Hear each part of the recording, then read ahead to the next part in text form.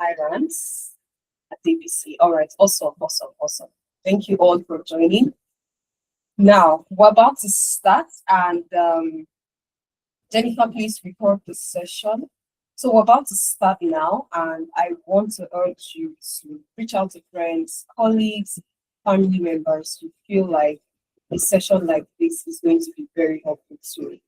So we're going to be discussing the frameworks that you can use in landing your next job interview, right? That you can use in acing rather your next job interview. Frameworks that can help you land the job. And I promise you, this is not like any other session you joined before, right? This is not like any other session you joined before. I will not be repeating things you heard over and over. This is going to be pretty much us going straight to the point. The actual frameworks that will help you land the job is everything we're going to be discussing on the call today. But once again, thank you all so much for being here. Let me share my screen.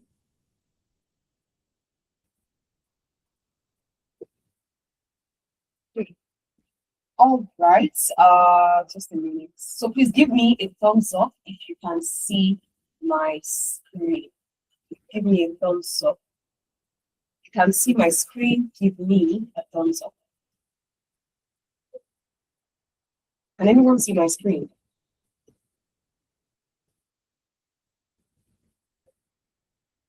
Okay, not yet. All right, let me start sharing again. Okay, it's on now. Okay, awesome. All right, thank you very much.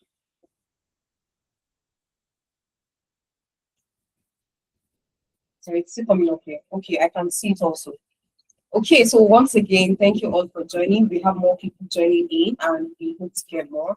Like I said earlier, if you have friends, colleagues, family members you know can benefit from this session, please reach out to them so they can be a part of this.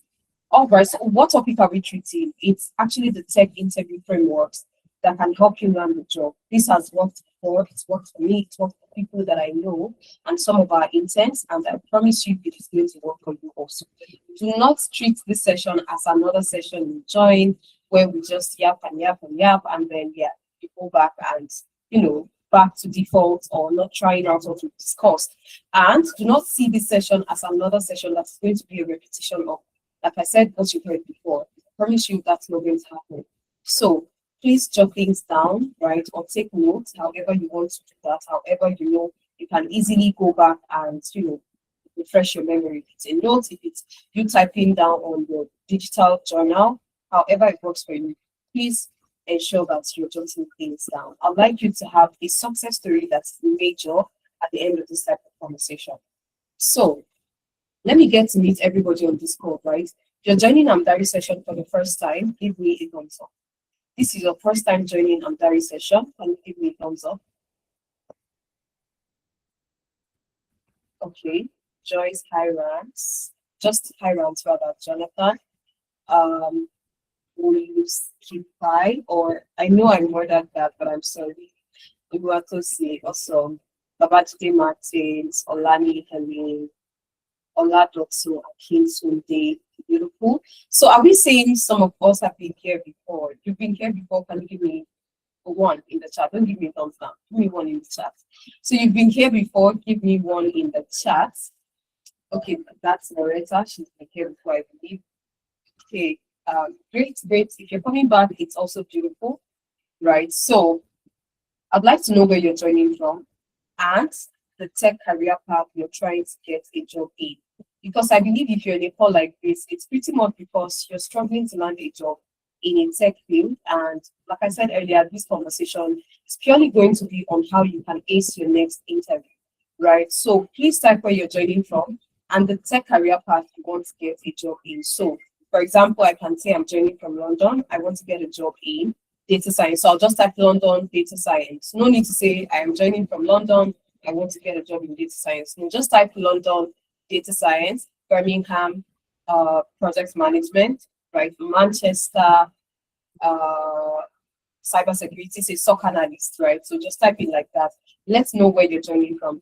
As you're introducing yourselves, I will also introduce Amdari and myself. Thank you, Oladotso. Oladotso is joining from Canada Product Management. Thanks for joining us on Ladotry. So let me introduce Amdari while you also introduce yourself in the chat, right?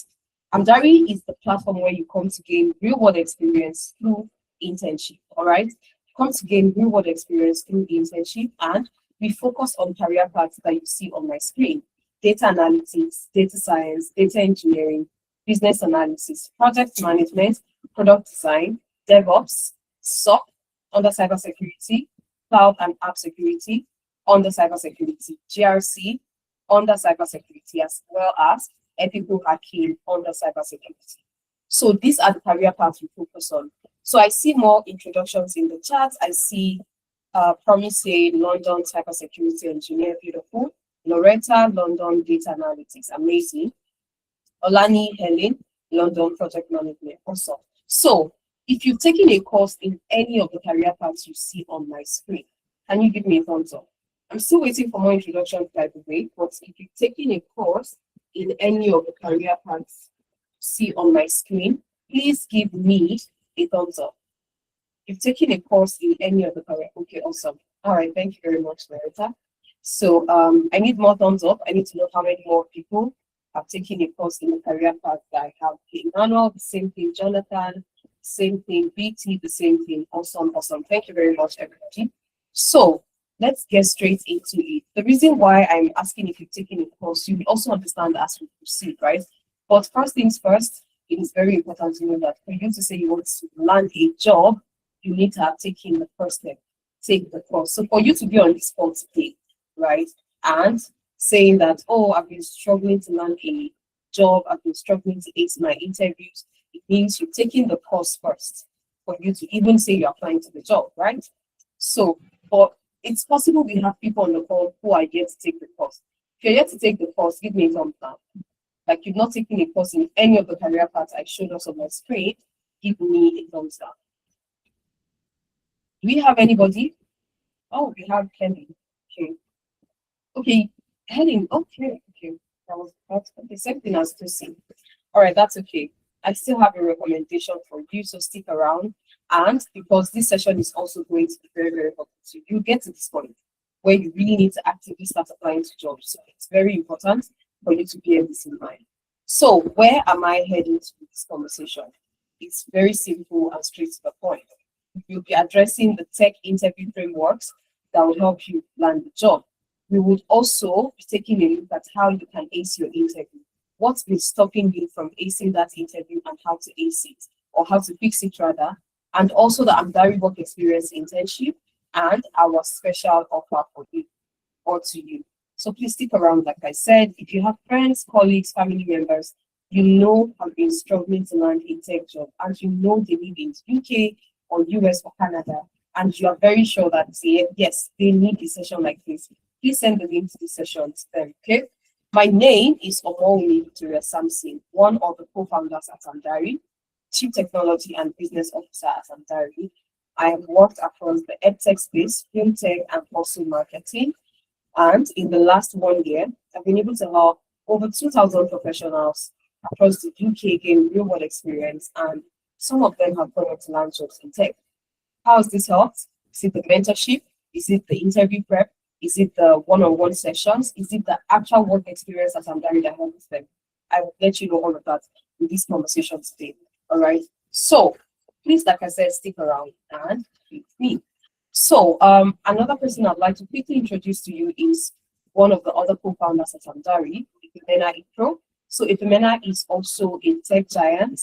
He has worked across the data ecosystem as a data science consultant, contractor, business data support lead, data analytics manager, and also global systems analyst, as well as management and data analytics consultant. He has worked across all of these sectors in all these capacities, right? And these are the different ways that this program has brought out our interns to land jobs across the UK, US, and Canada, right? So this wealth of knowledge, familiarity with the pain point is everything that the MENA and also Adeza have brought on board to make sure that we provide a platform where immigrants in the UK, US, or Canada can all come and gain real-world experience.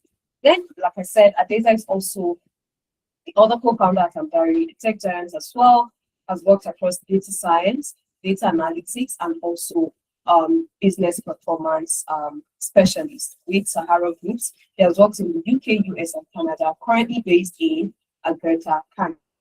In the last couple of years, he's been able to help over 2,000 professionals across the UK, US, and Canada to gain real-world experience, and majority of them have gone on to land in tech jobs, including jobs that are sponsored. So I'm going to be breaking down how all of this works. So like I said earlier, please sit back, relax, and you will see how helps professionals gain this experience across different industries. Okay. So quick question that I would like us to answer is, when you go for an interview, what exactly do you think recruiters are looking out for?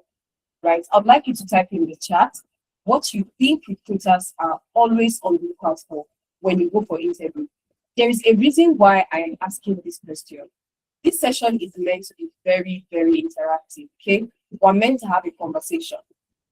I am meant to meet you, or rather, I am meant to meet you at the point of your current professional challenge, so I can help you figure out what the problem is, right? So I would like you to drop in the chat, just like Godwin has done, what's your actual, what you think recruiters are really looking out for when they interview you.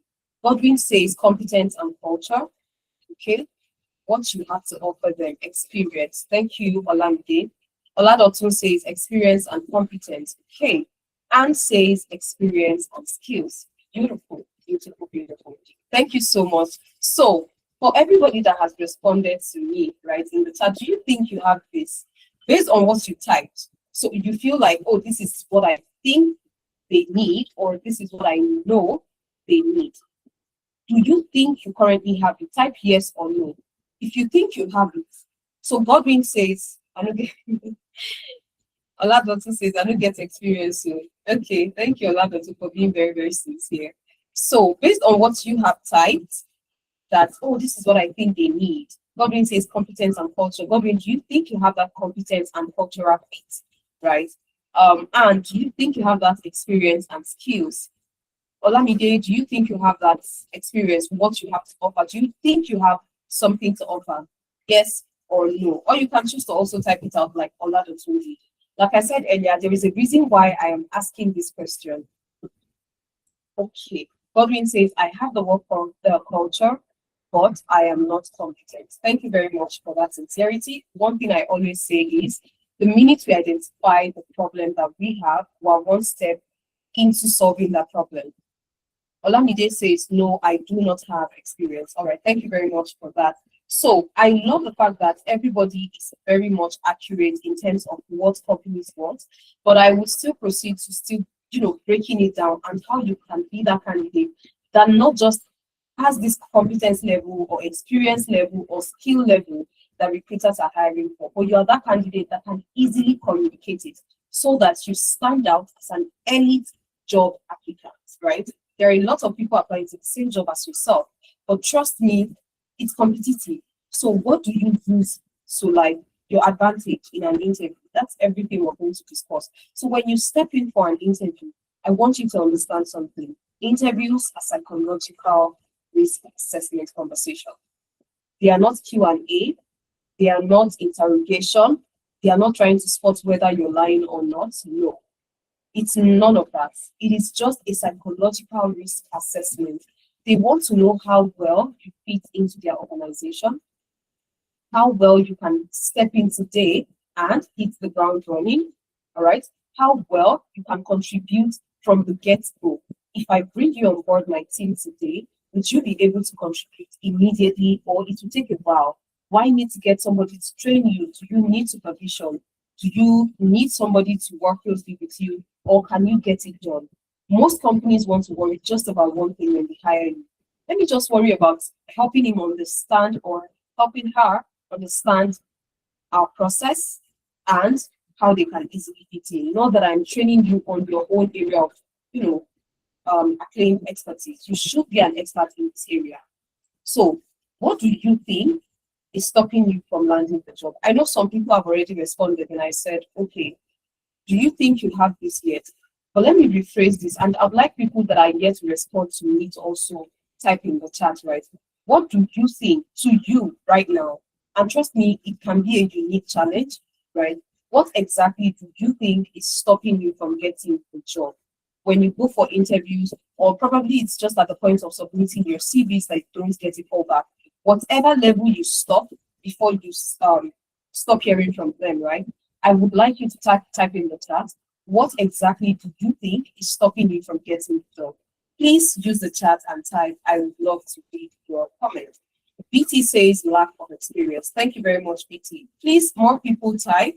I have been seeing engagement from Oluwatosi, from Olamide, and Oladotun. So I would like to see more people engage in the chat.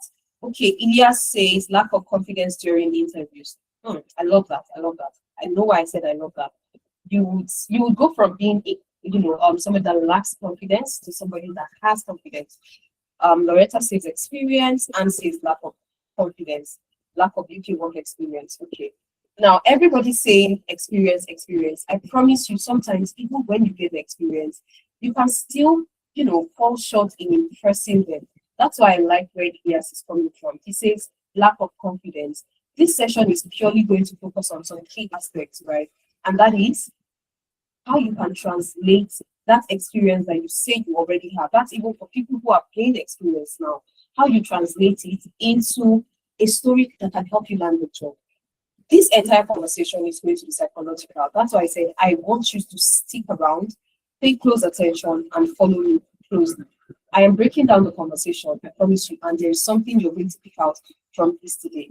Now, when interviews happen, they wait for certain signals. They listen for certain signals, right? So it's not what you say verbatim, it's the message you're passing or communicating in every little thing you say. And I promise you, a simple question, whether hypothetical or the indirect, I love to call them the indirect hypothetical question, because at the end of the day, every question is meant to see something or spot something, which is your cultural fit, your problem-solving skill, right? Your how you take initiative, your leadership skill, how you understand business needs, and how it ties to your own technical field. You would understand all that I just said as we proceed. Now, every interview is listening for this. So it's not by what you say verbatim, like, oh, I'm a problem solver, oh, I am this, oh, I am that, right? That they hear. No, it's just in a simple, single narrative, and they can get a whole lot from just what you share. Now, when interviews happen, they are trying to pick out certain signals. Will you make my life easier or harder when I bring you on board? You might wonder, okay, can an interview help the recruiter know this? You would see from an example of skill for us, right? Another signal recruiters are trying to see is, can I put this person in front of stakeholders? Now, how I want you to compare this and the things you typed in the chat is that what you typed in the chat is vague. There is a lot that goes into saying they need somebody with experience. That's why I said you need to pay close attention, and I need you to jot things down. And I'll be sharing this slide at the end of the session. So if you'd love to have this slide, please fill the attendance form that my colleague is going to drop in the chat, right? Fill the attendance form and you will have this slide, because it has everything broken down. So when you say that, oh, they need competence, they need experience, you are very correct, but you are not breaking it down. Competence can mean anything for me, and it can mean anything for another person. Competence for another recruiter can mean, if I put you on my team, would you make my life easier or harder? For some recruiters, all they just want is somebody that can own an entire process, ownership, and they don't have to bother. Another one is somebody that can easily represent the company and speak in front of stakeholders to influence stakeholders into either adopting a new strategy or an efficient way of doing things. That can be what I have in mind while speaking to you. So competence means a lot of things, and we can easily mistake competence for skills, the technical skill, but that's not what competence is. That's why I said, please listen closely, because everything said is very important. They also want to see the signal that, okay, can I predict how they will behave under pressure? Every question they ask you is psychological. They're not asking you, oh, so if I give you this task, would you be able to work under pressure? No, not necessarily. But they'll just ask you one hypothetical question, or from a past experience you had. Oh, tell me a project you worked on that challenged you, that stretched you. It can be any question like that. Maybe what I'm trying to hear is if you're able to perform under pressure. If I'm still not hearing that, I can ask you a follow-up question, right? If what I want to hear is if you make my life harder or easier, I can ask again.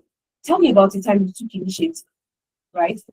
Different questions can come just to answer one particular question or numerous questions. Another one is, can I trust this person to deliver without stress or supervision or with minimal supervision? And it goes deeper. When I break all this down, you still see things like leadership, initiative, and etc. Right? So again, every slide I'll be sharing today is going to break all this down. So when you approach interviews, do not approach it like it's an interrogation. No, that's not what it is. It is a psychological test to know if you will be high risk or low risk. Again, it's a risk assessment conversation. So the interview is not about whether you have the skill or not. It's beyond, I mean, you are here, I am speaking to you in this interview because I have seen your CV. So I believe that to a very large extent, you have the skill. Probably I have also given you a technical assessment, right? So I have also seen how you perform. Maybe the technical assessment is also why you are here right now. I loved what you did, but I need you to defend what you've written. I need you to defend what you've written, and I also want to see how you think and the kind of professional that you are. So the conversation is to know if you are safe to hire, if you're low risk or not. So the skills, they got you shortlisted. So my conversation with you right here is not about your skills, it's about your cultural fit and every other thing in between. Understanding how your role ties to business problems and how you can use your role to solve that business problem. I'll give you instances as we go. Now, why you struggle to ace your interview is because when you go for this interview, right, you go with this type of knowledge, and that's all you communicate. A knowledge that says that you're taking a course, you're a trainee, right? You're a trainee, or you just recently completed a course, and everything, the conversation is looking like you are begging for a chance. An interview is not you begging for a chance, it's a win-win for both parties. If you are a perfect candidate for their company, it's a win for them. If they give you the job, it's a win for you because you get to earn. In their own case, they get to make more money with your input. Everybody is making money. You are helping the company make money. The company is helping you also earn money, right? So that's why you don't see it as an interrogation. Don't see it as them trying to know if you understand concepts. No, everything you try to convert or communicate during an interview, if it is saying that, oh, I'm trying to show you that I understand the concept of being a project manager, I understand the concept of being a data analyst, they will not pick you. And what do I mean by saying you understand the concept? You go for an interview and you're saying things like, I know how to use Power BI to visualize data. I use Excel for my data cleaning. Sometimes I also use it for my visualization, but I just really love to use Power BI because you just keep saying everything about the tools, the tools, the tools. How does this tie to a business problem? When did you use it to solve a business problem? Why did you use it to solve a business problem? What was the actual problem initially that led to you carrying out this particular task or this visualization? How did you communicate your findings, your visualizations, and the numbers in your analysis? How did you communicate it to stakeholders, especially the non-technical team members and stakeholders? How did you communicate it, right? How did you select the type of visualization to use to either interpret this? Did you use trends? Did you use charts? Did you use pie charts, etc.? Why did you make that decision? All of this is what these recruiters are trying to listen to. But if everything you're telling them is, also, yeah, I know how to use Trello for team management, what team did you manage with Trello? Did you work under a real constraint? Was there an actual timeline for an actual project or a task, right? Who are the team members you worked with? So you didn't manage a project, you say you're a project manager. How then am I supposed to trust that you can translate everything in my own actual space, right? So I hear you, but I'm finding it very difficult to be convinced that you can do the job. So that's why it is very, very important for you to communicate the knowledge that recruiters are hiring for. And the knowledge they are hiring for is judgment, context, trade-offs, mistakes, recoveries, and also communication under pressure. Again, Don't worry if this all sounds vague. I will break every little detail here down, every little detail here as we proceed, right? So the knowledge that recruiters are hiring for is the type of knowledge that shows that you made judgments under pressure, you had a particular business context, and this is the story, this is the narrative, and this was how you played a part in it. What were the mistakes you made, if any, right? What were the lessons learned from it? All these mistakes are just telling me something. You are not high risk right now because you would have foresight.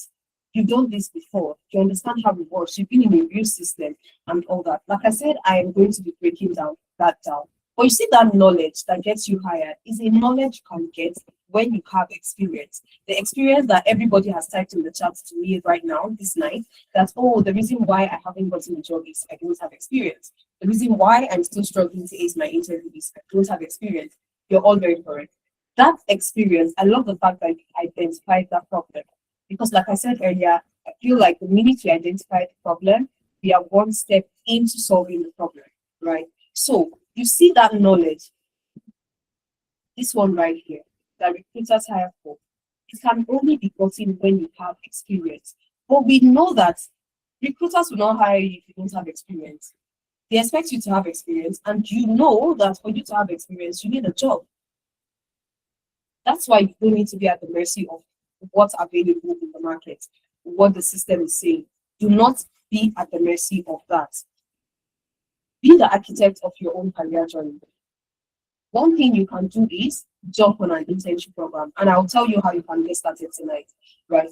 But before we get into internship experience and everything, we've established something. You need some form of knowledge to get a job.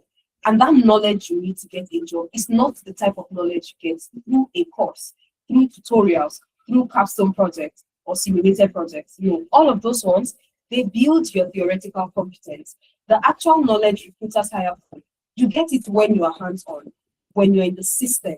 But then being in the system means getting a full-time job. And like I said, who said it has to be just that? You can get it even through internship. When the system says you need experience, what the system is saying is structured work, supervision, projects, tasks, working in teams, and internship gives you that. So it's not about full-time job. And when the system says experience and somebody that can do the job, they just want you to show them that you can actually do it before because you've done it before, right? We would get into how you can get started, like I said.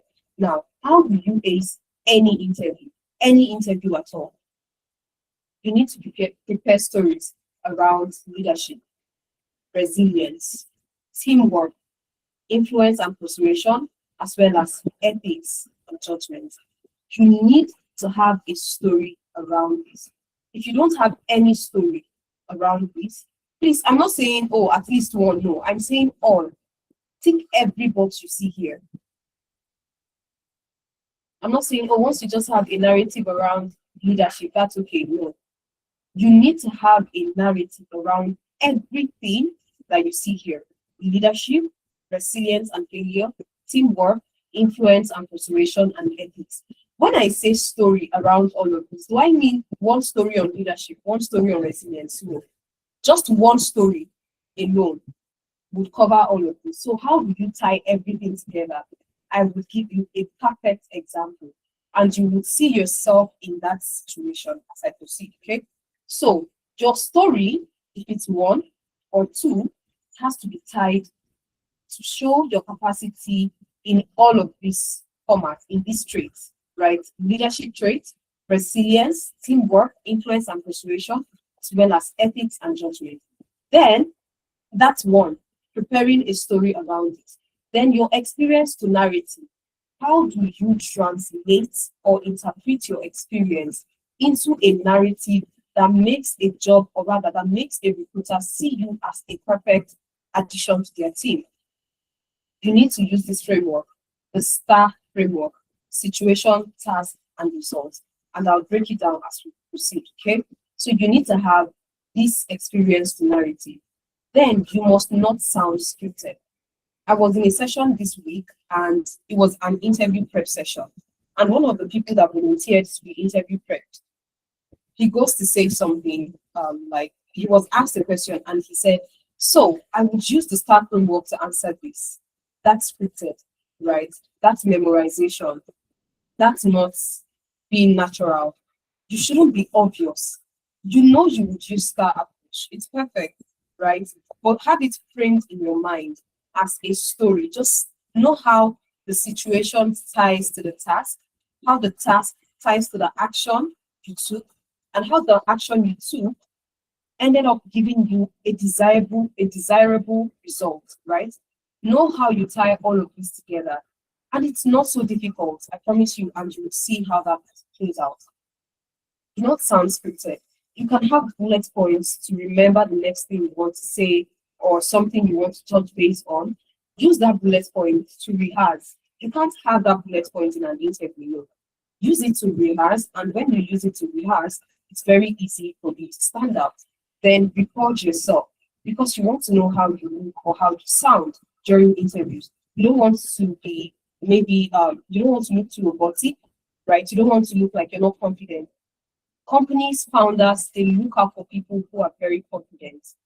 No matter what I have been saying all along, confidence has to be edged somewhere. You need to look for a place to add confidence, right? It is very important. So when you record yourself, it makes it very easy for you to see how you're performing. Oh, I don't like how I here. Why am I shaky like this? Why am I, even if it makes you feel, if it feels like it's cringe, promise you that's how you improve. That's how you get better, right? So record yourself. Don't do mirror practice, please. Mirror practice means you can't go back and watch yourself. But when you record yourself, you can go back and watch yourself. So please record yourself and watch it at a later time. Look at areas where you know that, nah. You know how what we say, right? It's easy to judge others. So record yourself so that you're the one judging yourself this time around. Okay. So, and you need to practice calm pauses, right? Sometimes you feel like, oh, I have a lot to say. Let me just say everything all at once so I don't forget the next thing I want to say, and you keep going blah blah blah blah. You're going to sound so not just robotic, you're going to sound so fast. I am still trying to process the last thing you said, and you've already jumped into the next thing, and I'm still trying to catch up, and I'm just so bored, right? You don't want to do that. But when you practice calm pauses, there is going to be authority in everything you're saying, right? You're going to come across as authoritative, like somebody that knows what they're doing, and it makes it easy for you to get rid of filler words because you're saying everything so fast. It means you will start people have different filler words, people have different filler words, to be honest, right? So, but when you are very calm and you practice the calm pauses, right, it makes it very, very easy for you to not use filler words at any point. Because as you're saying the next thing, you're processing the next thing you want to say because you're not rushing yourself, right? And all of this would lead to something very important, like ability. Because I'm watching Uchendu, for example, speaking about what she has done, who she is, and all that. And I'm like, okay, I really, really like her confidence. Like she's very, very sure about herself. Confidence would lead to like ability. And one thing I want to tell you is, in addition to everything I have said so far on the call today, you want them to like you. Like you really want them to like you. When they like you, it's another icing on the cake. Like it just seals a whole lot, right? So you want them to like you. And how you get them to like you is your confidence, your gait, right? How you position yourself before them, how you articulate your words, right? All of this would really make them start, okay, she's smart, she's intelligent, all of this. That's why I said everything I'm saying on this call today, I am not saying tick one box, tick two boxes. I am saying tick every box. Omowunmi said, be confident. It has to be part of it. Omowunmi said, practice a story where you show leadership, you show, what's the other one I mentioned? Initiative, you show problem solving, all of that. Make sure you have everything. Not, oh, I have just problem solving. I don't need to have leadership. You need to have everything. Okay. So make sure you tick all boxes. Now let's take a look at famous interview questions. And I love to call these particular ones I am going to focus on the indirect hypothetical question. Right. So now hypothetical question, just in case you're wondering, they are the typical questions you get asked in an interview. There are questions that help the recruiters test for your cultural fit, right? Your problem solving skill. In fact, everything around soft skills, right? Are you somebody that takes initiative? Do you understand how your role ties to business needs? ETC.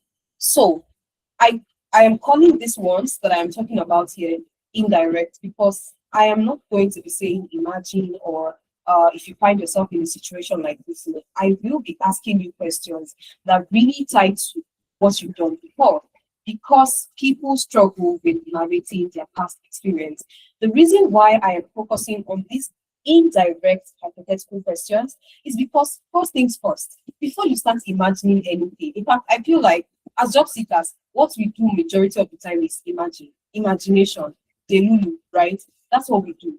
So let's take that out. You can imagine it when you already have the actual experience. Let's start with you even sharing something you've done that you know, which is where experience comes into the picture. And that's why I am not giving us any question on imagine you find yourself in a team where, or if you find yourself in a situation where there is a scope creep in a project, or if no, I am not dealing with questions like that on this spot. I want to deal with questions that will force you to share a story on something you've done before.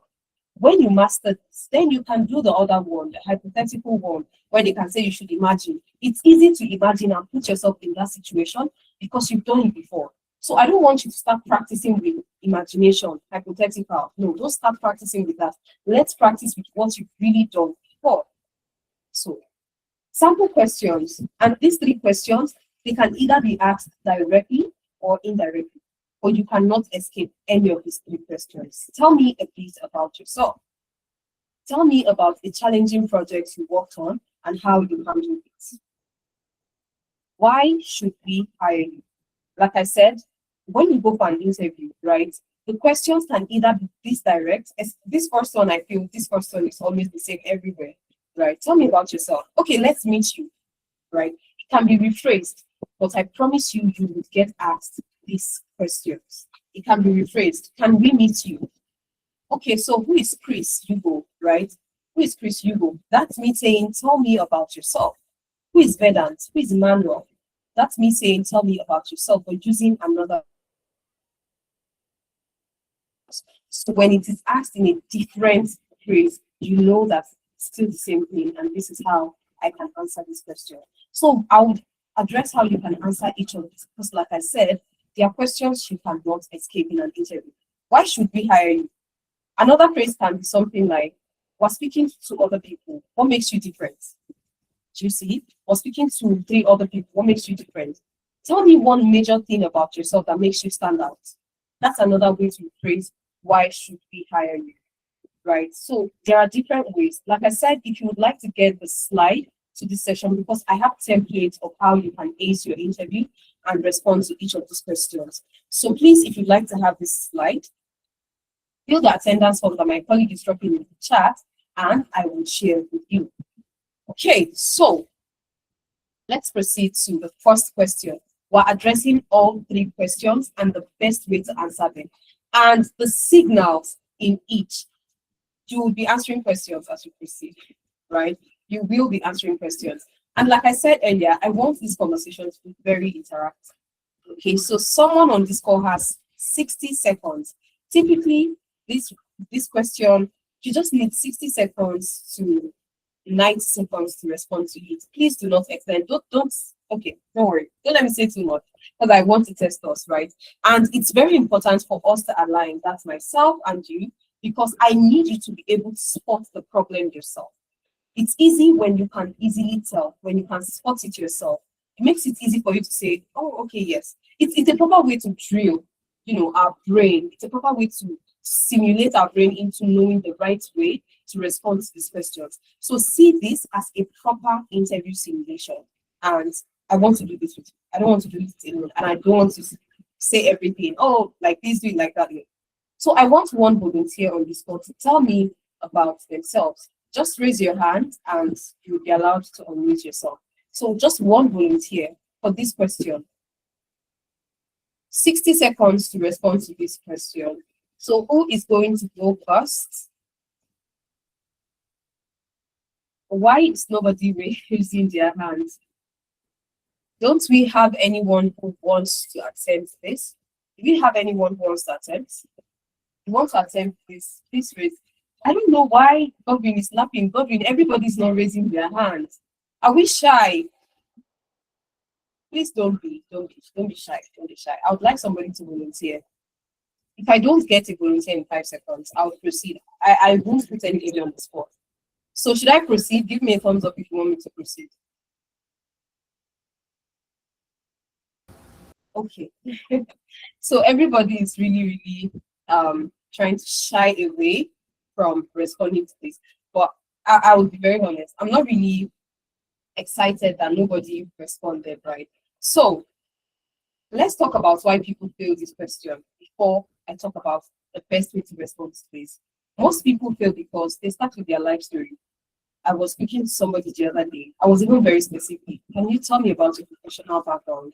This person started with living in Nigeria, uh, struggling with this and that, and having to relocate to the UK and all that. In all of this story, the professional background was not there, and we had already wasted 2 minutes or 1 minute plus, right? So at that point, it was honestly getting boring, right? You don't want to bore them, so you want to go straight to the point. This is not the time for you to talk about your life story from your secondary school or university to date. So I schooled in Unilag, then I came to the UK. I schooled in Cohort University, probably one in Edinburgh or another place, right? And you're mentioning all the different locations, and it's not necessary to this conversation yet.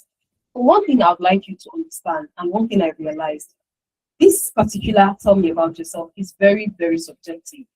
But there is something that you cannot take away from it, and that's what I am focusing on.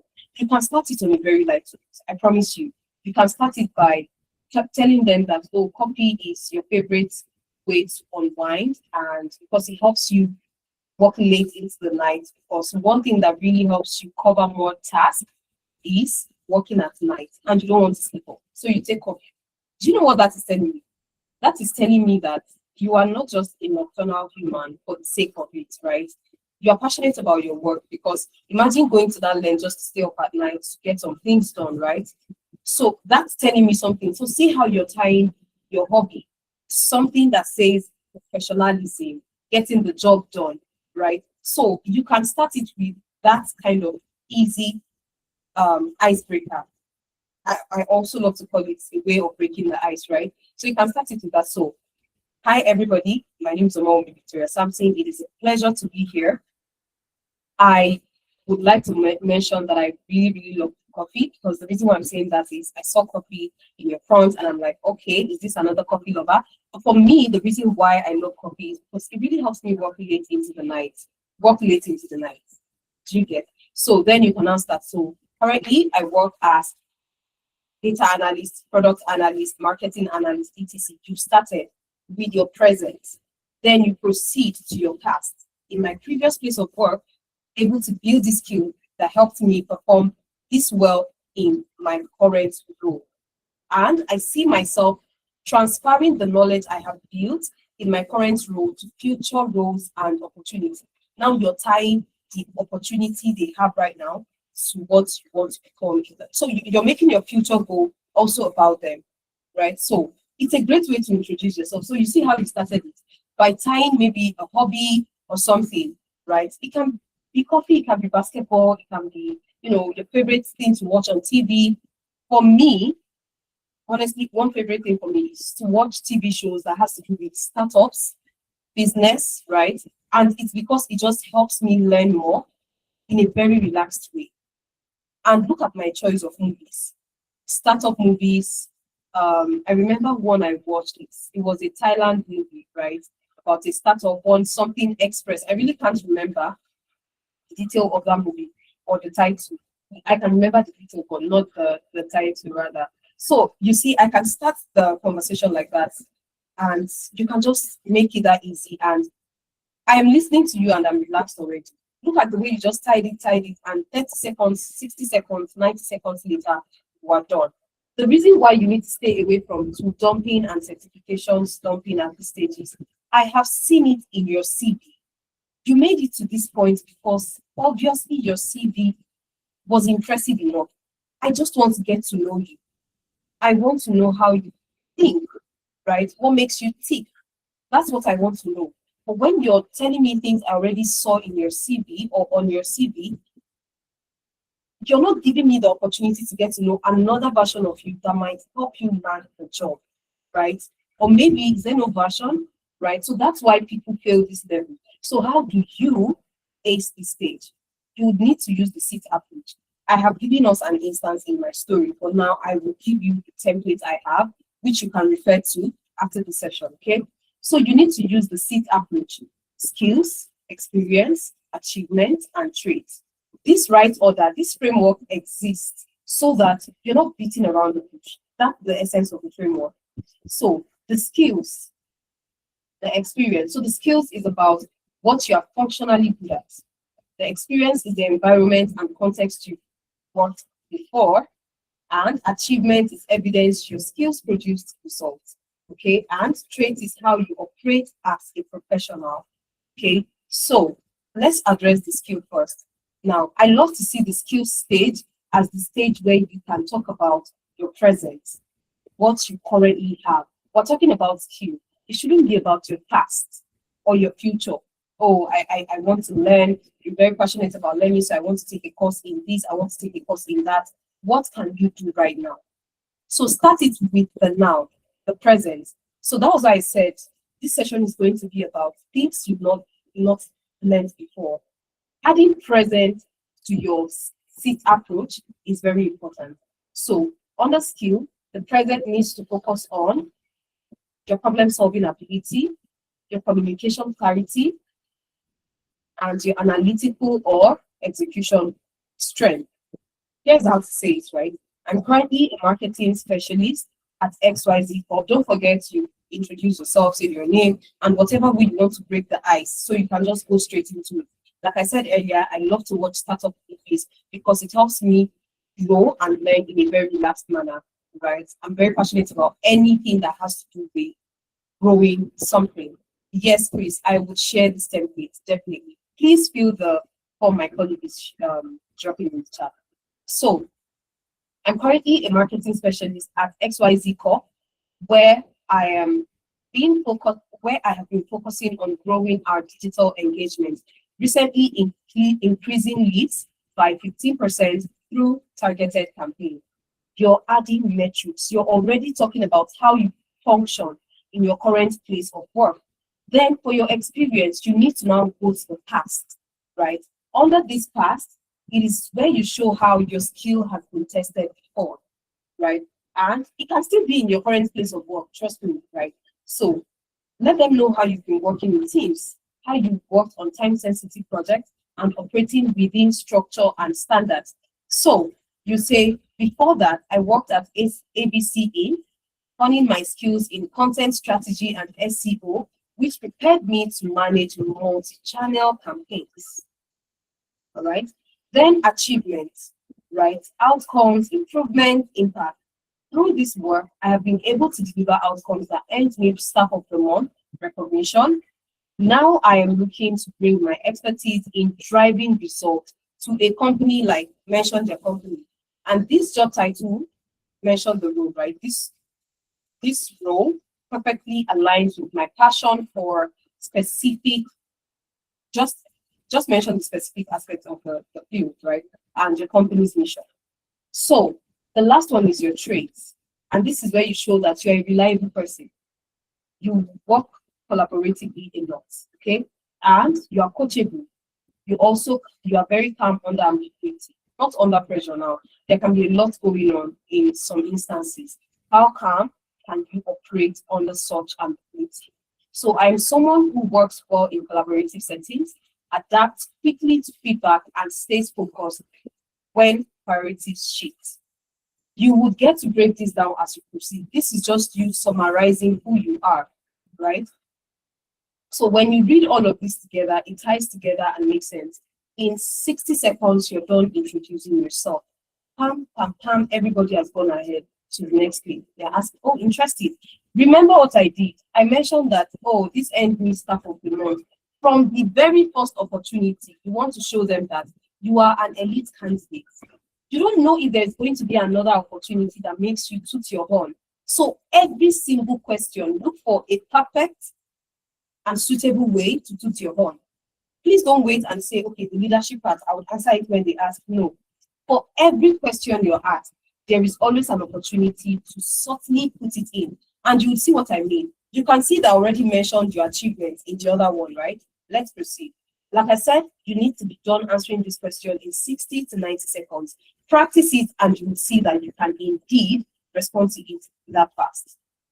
Now, these are some of our interns that they practiced, gained the experience, and they were able to land the job, right? This is one of them. Her name is Judith. If you check out Judith on LinkedIn, you'd see right here that in May 2025, she was an intern at Amdari, right? And this says data analytics consultant at Amdari, May 2025. She resumed a new job as the same job title, data analyst, with renewable cards in the UK in September 2025. This is where she shared the good news with her team lead, right? And she says, hi, Miriam. I have good news to share. I got the job. So you can see what we say, right? So check out Judith Chineze Onwuka on LinkedIn and you will see exactly how she was able to secure the job. This is another person. Her name is Betty. So Betty, again, her LinkedIn says she interned at Amdari January 2025. You would see that we are not putting interns on anybody's job title because we don't put interns on your name. We put consultants, right? Or your desirable job title in relation to the role you want to land, right? So here it says information technology project manager. And right here, she got the job as information technology project manager. And you see right here, it says she got the job in May. Her internship was January 2025. She got the job April, resumed in May. All right. So these are the different people who had an actual current experience to share in their interview. I'll show you more people as we proceed. Now, let's move on to the next one. We've addressed the tell me about yourself part, right? So give me a thumbs up if you understand how to ace that part, how to tell a recruiter about yourself. Awesome. Thank you very much, Harry Grants. Again, I would love you to have this slide because the more you read it and the more I proceed, the more you would understand why that's important and the subsequent questions. Thank you, everybody. So tell me about the challenging project you worked on and how you handled it. Like I said, these questions can be rephrased in different ways. You just need to identify that this particular question is saying, share the story of how you worked before, the situation, the task, the action you took, and what was the result. That is what this is asking for. Tell me the situation. What was the task? What was the action you took? And what was your result? What was your outcome? That's what this is telling me. Tell me a challenging project you worked on. Now, this gets interesting because right now, I will ask us a question on signals that we picked from the sample I will share with us. So I want you to pay close attention to the narrative that this candidate will share. Let's say this candidate is Babajide, right? Babajide on the call. So let's say this candidate is Babajide. He's in an interview with me, and I would like to know a challenging project that Babajide worked on and how he handled it. Okay? Now, he needs to use this approach. Situation, which is the context or the background that explains what was happening. What was the problem? If you skip the approach, you will lose the recruiter. I promise you. Framing your story well will be disrupted. What was the task? Your specific responsibility and what you were accountable for. This needs to be included in your narrative. The concrete steps you took personally and the decisions you made, that's the action. You must not miss this. And what was the result, the measurable outcome or impact that came from your action? Okay? You must not miss this. So, I'm asking Babajide on the call, tell me about a challenging project you worked on and how you handled it. So Babajide says, one project that really stretched me was a startup I worked with shortly after they launched their MVP. I worked with them as a project manager. Okay. Now, 2 months post-launch, the business was significantly behind. It was behind its growth targets. The goal was 5,000 users within 6 months. But by month 2, we had only about 300 users. There was growing concern from leadership around adoption and whether the product was resonating with the market. This is the concern of the type of the stakeholders. Now, let me narrate this to you in a simple term. Babajide is sharing the story as a project manager. He worked or works with a startup, right? And he's saying during this interview that, oh, in my current place of work or in my previous place of work, I worked on this project for the startup business that we're working with, or the business itself was a startup, and we had recently launched our MVP. Now, the business was struggling with getting customers. In fact, what we had for ourselves was we need to get over 4,000 users by 5th month, right? Or 5,000 users by the 5th month. We were already in the 2nd month and we could only boast of about 300 users or sign-ups, right? We could only boast of 300 users. This is the situation that he just narrated.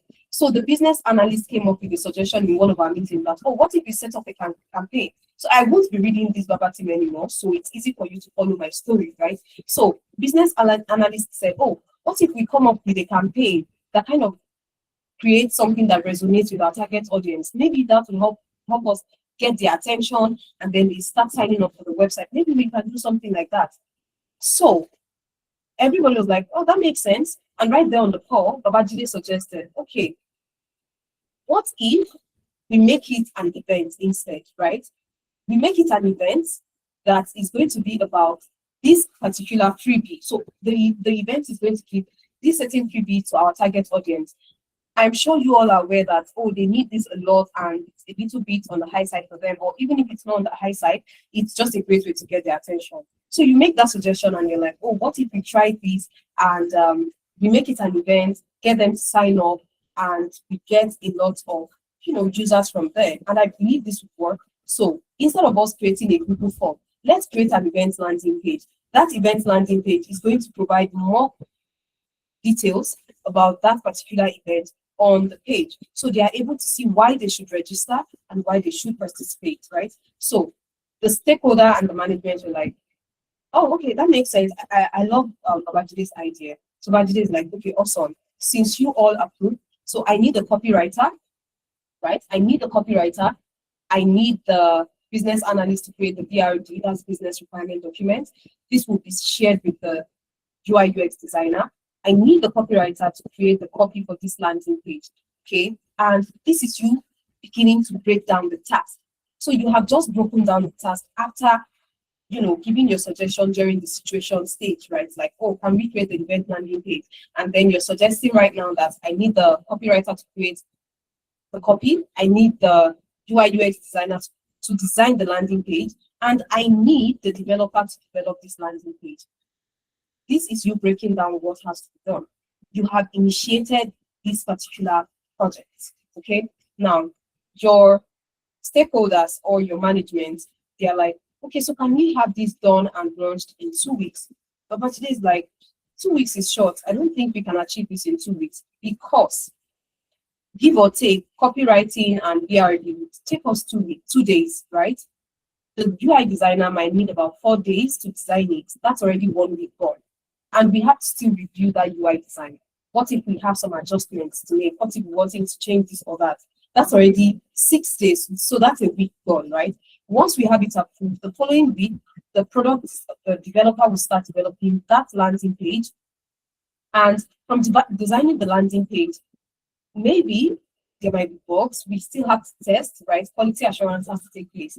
And all that can take maybe 7 days or 8 days. That has already crept into a new week. That's 3 weeks already.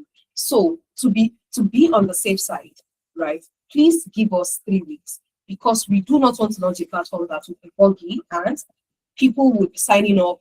They cannot proceed. There is an issue with sign up. There's an issue with this. It's going to defeat the essence of doing this in the first place. We don't want that to be the reason we don't hit our target or our goal. So stakeholder is like, that makes sense because you're giving them a valid reason as to why they need to give you time. That's you.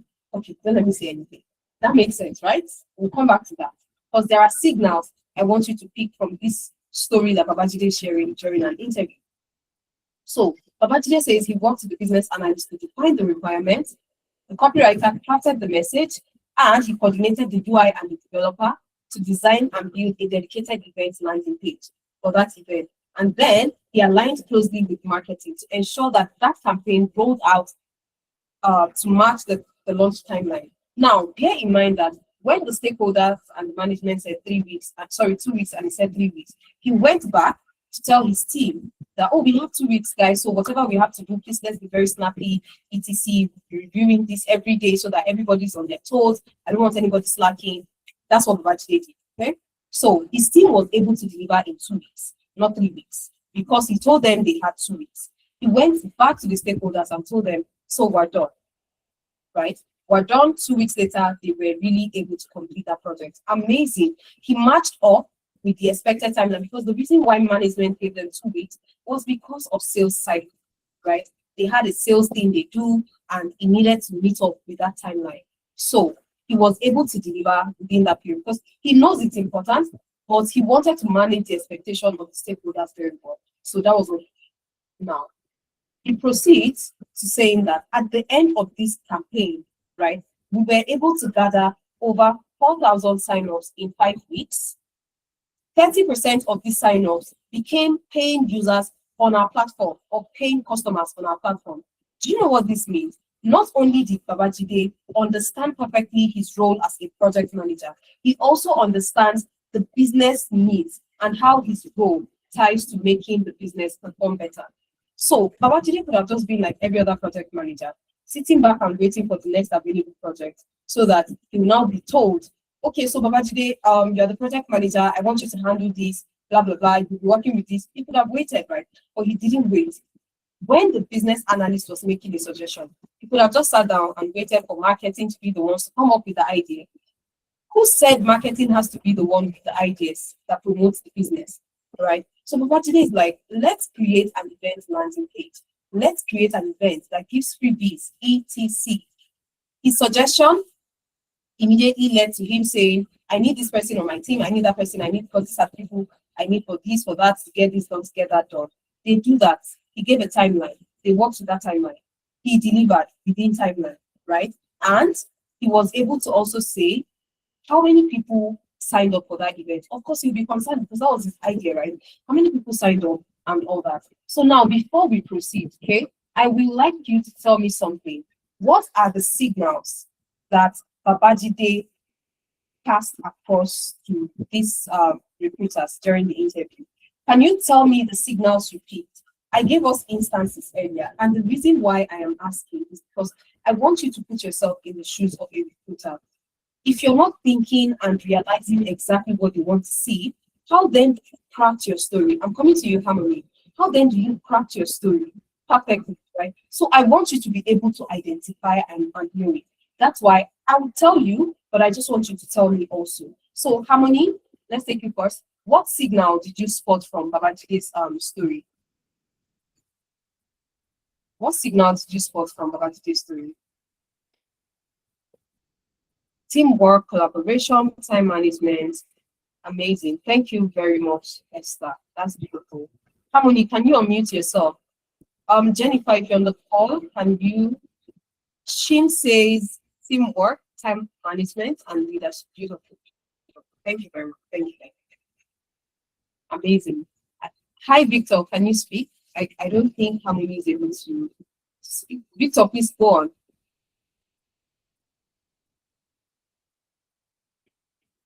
Okay, so I'm not sure, Victor. Jennifer, can you hear me? Are you on the call? Yeah, hello, yes, can you hear me? Hear you. Yes. Okay, it's Victor. Yeah, Victor, please go on. Yeah, what I spot there is yeah, he took initiative. I mean, being in the meeting, yeah, being the project manager, he was not like an expert on whatever they were trying to do, but he took the initiative and gave that suggestion, not minding whether they would buy the idea at that point. And even when it was even accepted, he went further to also, form the team immediately. He knows what he showed these parties, the people looking at him will say, this guy really knows what he's doing. Apart from taking initiative, he knows what he needs and was able to even stand. Some people, when they're in the midst of stakeholders like that, they will not be bold enough to say, no, give me 3 weeks. They will want to go with what the management is saying. I don't want to, step on any toe. But he was still able to, because sometimes when you said no, when everybody is saying yes, it should be a sign of confidence that you really know what you're doing. So I think that should be one of the things that went well for him.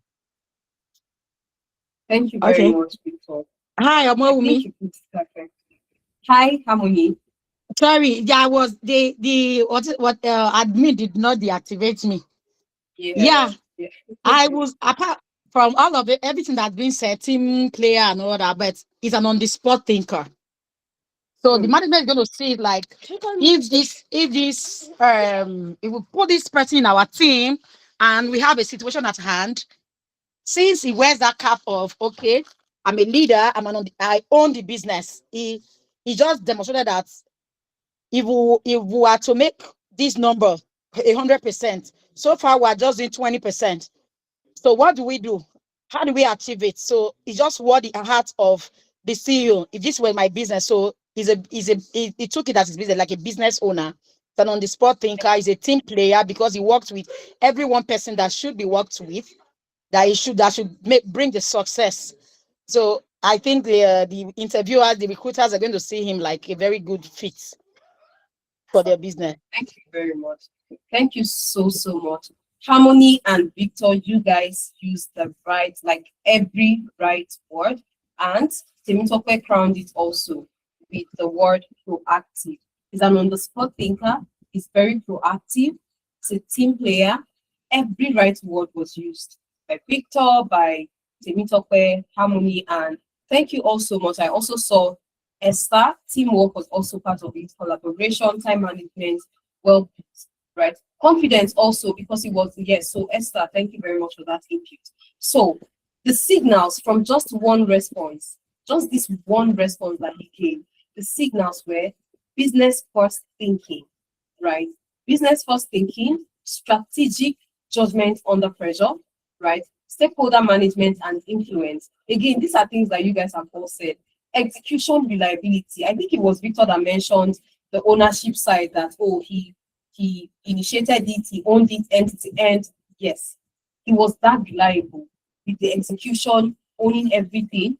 Cross-functional leadership. Somebody said teamwork. That's exactly what this is also saying, right? Risk awareness and mitigation. Somebody said time management. Oh, somebody would have been scared that it's stakeholders, let me just go with their time. No. He did that management perfectly. Mitigation, this is why we can't launch like this. This is why we have to launch like this. The number of weeks I need, right? That my team needs. Calm authority also, that leadership presence that he gave his team, right? Without pressurizing, just like, so please, let's say the copywriter is Victor. So please, Victor, I would need the copy, right? Harmony, I would need the BRD as business analyst, So that calm authority was also there. He was not really instated as, oh, you are the team lead or something. Yes, he's the project manager. We see how he thought on the spot and he just owned it. The entire execution reliability, right? And then outcome ownership. He was concerned about how that performed and he had the number. I promise you, if I'm speaking to you in an interview and you tell me how that performed at the end of the day, I would know that you just have that information because you cared to know how everything performed. How you got that information, it doesn't really matter. But for you to have that number, right? For you to have that information, it just tells me something. You really care about how that business is doing. Every business owner needs somebody that cares about the business side of things.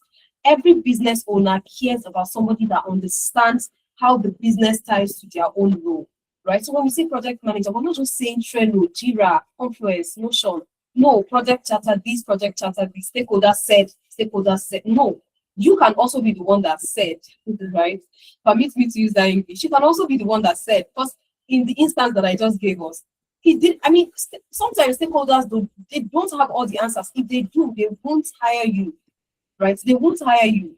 So you need to know that you are on that team to provide solution. So one thing, I'm not sure anybody mentioned, he's also a problem solver. right? And the business first thinking is the part where he was able to frame that problem around the user adoption, right? The revenue and the growth targets. He was really able to, you understand that level of business needs, requirements, and everything. You're an elite candidate. So give me a thumbs up if you understand how this narrative works, right? And awesome, thank you. I just need to be sure that we're following and we understand. So it's not just Omowunmi speaking to herself and assuming, all right, Olariwaju, thank you, and Emmanuel, thank you very much. So I will share the slides with this. It's because I want you to pay attention to these signals, right? And for you to have stories like this to share, thank you all. For you to have stories like this to share, you need to have experience. You need to have a system where you've been able to practicalize this. And Amdari internship gives you that. Perfect. You have interns at Amdari that have secured the job in different forms and shapes. This is one of our interns that landed a job this year, this January. In fact, I spoke to him on Wednesday, and I'll play the video for us real quick as we proceed, okay? So, Darlington shared the good news with us, right? He said, so his team lead shared it with me, and she said, my intern got a job. He was so happy because the project we worked on is exactly the project room. And I was like, oh, what a way to start the new year, right? So I said, please ask him which company and role. And then apparently the role was even here, and this was the job offer letter, right? So I would like us to quickly listen to how Darlington secured the role as the HCM selection and implementation lead, right? He's one of our business analyst interns, okay? And the best way that this played out for him, honestly, was so exciting and great to hear. So I'll quickly play Darlington's video for us right now. Just give me a minute. I'll play Darlington's video for us. And it's because stories like this just keeps establishing the fact that how Amdari is solving this work experience problem is really valid. It's really working, right? So if Darlington is one of the interns that have been able to get this to work for them, what's stopping you also from jumping on something like this and having it work for you? Okay, so I'll come back to sharing the screen. I think all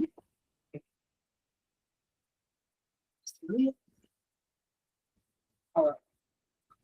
So I'll come back to sharing it. I think the link is broken. So we'll hear from Darlington's point of view. And don't worry, I know a lot of people who most likely have questions for me by now.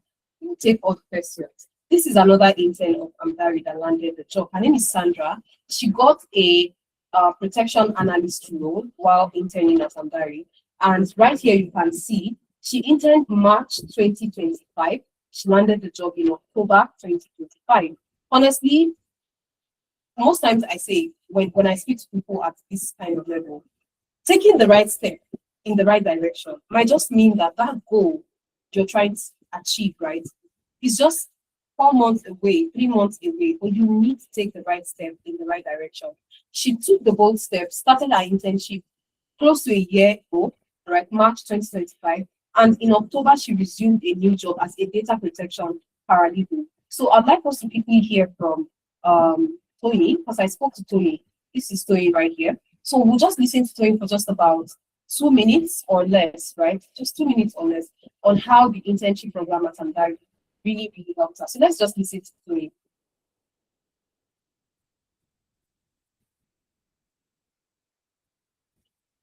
If there is no audio, please let me know so I can fix the audio, right?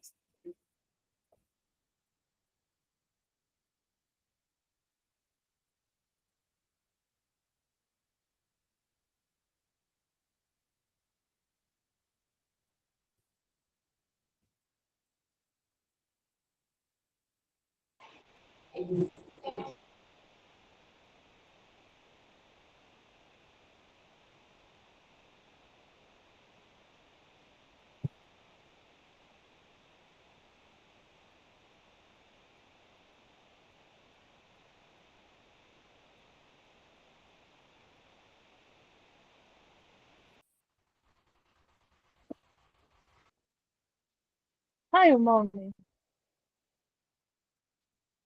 Yeah, there's no sound. No, there's no sound. Oh, okay, let me stop doing it. I think But I it's said muted. it's that. Can you say that again? No, it's not muted. It has audio. Let me replay it. So sorry, please. I am going to play that right now. Let me So let me take it back. So give me a thumbs up if there is audio now.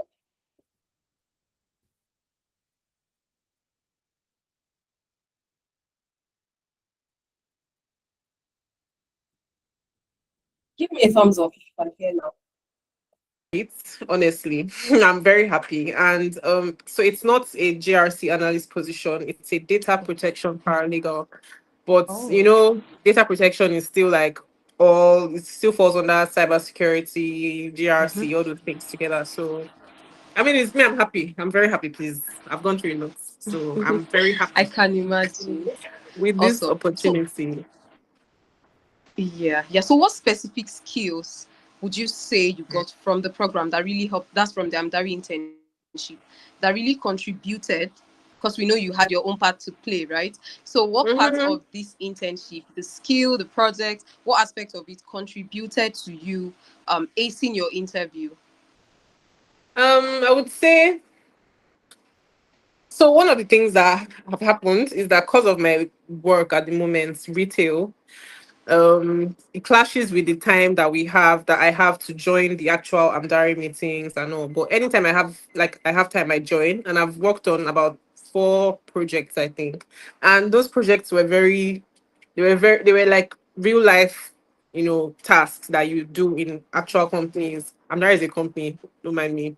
So it has been very interesting, to be honest, working on I learned about the ISO, GDPR, and for me, GDPR is what I'm interested in because that's data protection and all. So, just checking companies' compliance with the GDPR, with ISO, NIST. I mean, it gave me an edge during my interview because I was able to talk about all of this when they were asking me questions. I was able to refer to these frameworks and just how I've in helping companies to be compliant. And I mean, that's one of the things that I believe helped me.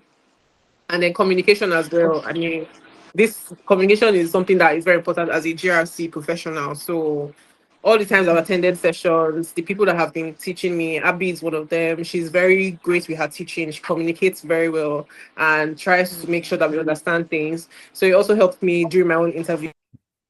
All right, so I need to stop it there, but I just wanted us to quickly listen to Sandra and how the internship helped her. And you can see right here on our LinkedIn the company name and that's data protection paralegal.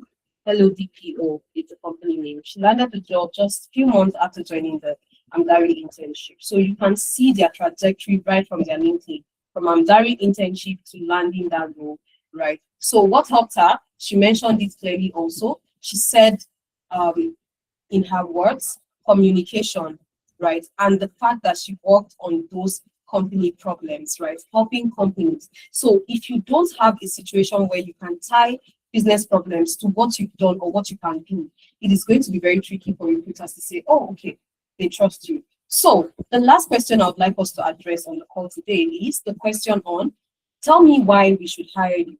Like I said earlier, all these questions can be rephrased in different ways, right? You just need to be able to identify and not to miss out on the signals you want to pass across when you're speaking to these people. So when somebody says, tell me why we should hire you, or we're speaking to a couple of candidates, what makes you different, what makes you stand out, etc. So you can proceed and say, you should hire me for 3 reasons. In your case, it might be 2 reasons. In your case, it might be 4 reasons, to be honest, right? But you proceed and say, you should hire me for 3 reasons. Firstly, I'm ready for this role from a skills and knowledge standpoint. I can make an immediate impact and will require minimal or no supervision because I understand what is expected and how to execute. Secondly, I have a proven track record of achievement. In my previous role, I was recognized as Employee of the Month and consistently praised for my work ethic and ability to deliver results. Lastly, I am highly coachable. I actively seek feedback, apply it quickly, and take full responsibility for my professional growth. That mindset allowed me to continuously improve and add value to the team. What this is telling them is simple. You will not just be a key team player, You'd also be somebody that is easy to work with. People that easily accept feedback, they don't mind feedback, they love feedback, they grow, and they are easy to work with, right? Because by the time you give some people feedback, it's taken personally. But some people do not mind. So you need to know that these things are giving certain signals. Another one is his skills, saying that he is ready to contribute to the team with minimal or no supervision. Yes, this sounds like what, but you remember that he's been asked other questions before. This question typically comes towards the end of the interview, not at the start, right? It typically comes towards the end of the interview. So they've gotten to know you. You've shared instances. You've told them about those business case studies and everything that you've worked on, and that, you contributed and earned you maybe employee of the month. And like I said, please, any opportunity to toot your horn, take it, right? Don't say that, oh, when they say, why should we hire you? That's when I'll say that thing that Omowunmi said. No. Every opportunity to show different sides to you, please make sure that you take it. Also, another very important one that I would like us to bear in mind, and I see a lot of times that people forget this, is the fact that when we share these stories, right, we forget to mention things like, oh, I was assigned to train, I was assigned to support. It means your previous employer trusted you. That was how reliable you were. So please do not forget to use this type of phrases, right? I was assigned to train, I was assigned to support, right? All of these different phrases really, really helps you to stand out. I was selected to, right? I was asked to, okay? I was trusted to, and then I received great feedback on. Please make sure that you have narratives. That was what I said earlier. If you have to break down in a document, ensure you do that so that you don't forget some things that you want to have when you're sharing your narrative, okay? But please, every little sign like this, every little statement like this makes you share a great story that helps you stand out, right? Oh, I was selected to deliver or asked to lead a project. You were asked to lead a project. It means you were trusted to that level. It means you're competent to that point where you will be. And please make sure that there is an end result. So I was selected to lead a project on, and at the end of that project, this was the result. Let them know that people that picked you to lead that project, they did not make a mistake. If there was an accolade you got at the end of the day, if there was a, recognition that you got, make sure you mention it. But please, you want to make sure that in an interview, you position as an elite candidate. So there are signals here, but because of time, I would not bother to ask. But what this is saying from that response is you are ready, you're ready made for that role. Your track record of achievement makes you stand out, okay? And you are coachable. You take feedback. People like that, they grow easily and fast. Then you are low risk to hire because of your growth mindset also. And because somebody has trusted you before. And like I said, do not forget to use hints, pointers that will make you stand out. So every project from the stories I've shared, that's of our intent. Every project that you work on at Amdari is a story waiting to be told in an interview. And you heard clearly from what's her name again now? Sandra said, the person that landed the data protection paralegal role, right? From what she said she had worked on at the time when she landed the role. Okay, so let's quickly listen to Darlington share his own story. I interviewed Darlington just last week on Wednesday, a week ago. So I'll play his video for just 2 minutes. I just want us to hear how this played out for Darlington also. Okay. Congratulations, Darlington, on landing the role as HC Selection and Implementation Lead. That's the job title, right? Yes, that's the job title, yeah. Amazing. Congratulations. Thank you. How does that feel? It feels really good. The important part is you get to apply what you know. The knowledge we've been able to acquire seems to be nothing if you can apply it to a real world problem. So that's the most important part for me and what I'm excited about. Amazing. So how would you say the experience at Amdari helped you land the role, like from the projects you worked on to the types of mentor you had and all that? How would you say that really, really contributed to you landing this role? Well, in the interview, my background is data science and sales. So this role is more like a business analysis role. It's a mixture of different bits, but they were not looking for someone who was a business analyst per se, a project manager. They were looking for someone who had a bit of data science background, project management, business analysis. And funny enough, I had never heard of, I had never done anything from business analysis till I got to Amdari. And while I was there in the interview room, I was asked about things like mapping and how you scope the whole process. Just give us a rundown of what you would do if you were to start this role. I just used everything I learned at Amdari. I spoke about the process, the to-be processes, the project charter, basically the terminology and the knowledge of what I learned very played a part in that interview. I seemed to be the person that gave them a clear idea of what they are going to achieve in a 1 year period, because they didn't know how to go about it. So they needed someone who was close to what they were looking for. And my knowledge from what I'd learned at Amdari played a huge part in that interview, to be honest. All right, thank you very much. So it's really great to hear. So what specific aspect of this Amdari internship, right, helped you ace your interview? We know that 100% you played your part and everything like that. But what would you say the specific aspect of this internship kind of helped you to, secure the role and ace the interview in general? The organization. Kudos to my mentor and my tutor. When we started, the first thing he spoke about is how organized you have to be as a business analyst. He spoke about how, as much as the skill business analysis is important, or they are important, you also need to understand problem solving. Mm-hmm. So problem solving was the most important thing that helped me land the role. Because as much as you might not be so conversant, but once you have the idea or the mindset that you can solve a problem that's in front of you, by leveraging on the skills you have, it's going to help you get to the point where you might not know this thing, but you have a scope of what you can. So the problem-solving skills are not just the technical skills, but what got me through or helped me land this role. The fact that interviewer saw that, okay, this guy might not know everything, but he knows how to solve a problem. And that's the first thing I learned before we even got into learning Amdari. We understood that being a business analyst is more solving problems than even understanding skill. So the first thing we did was we mastered or we understood how to go about this specific.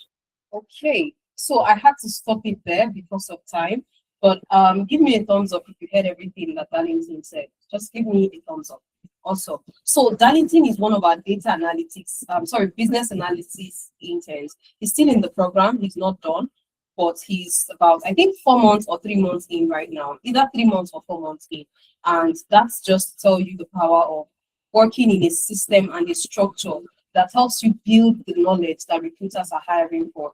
And you can see everything he said. He said problem solving was the major thing that helped him land the job. The others, it was also understanding the business problem. So it's either you understand the business problem or you have that skill of solving problems. And these are the things that play out. Because the projects you work on at Amdari, they're not random projects, right? And the system you work in is also a team system, not you working in isolation. In fact, you get to work on cross-functional projects, right?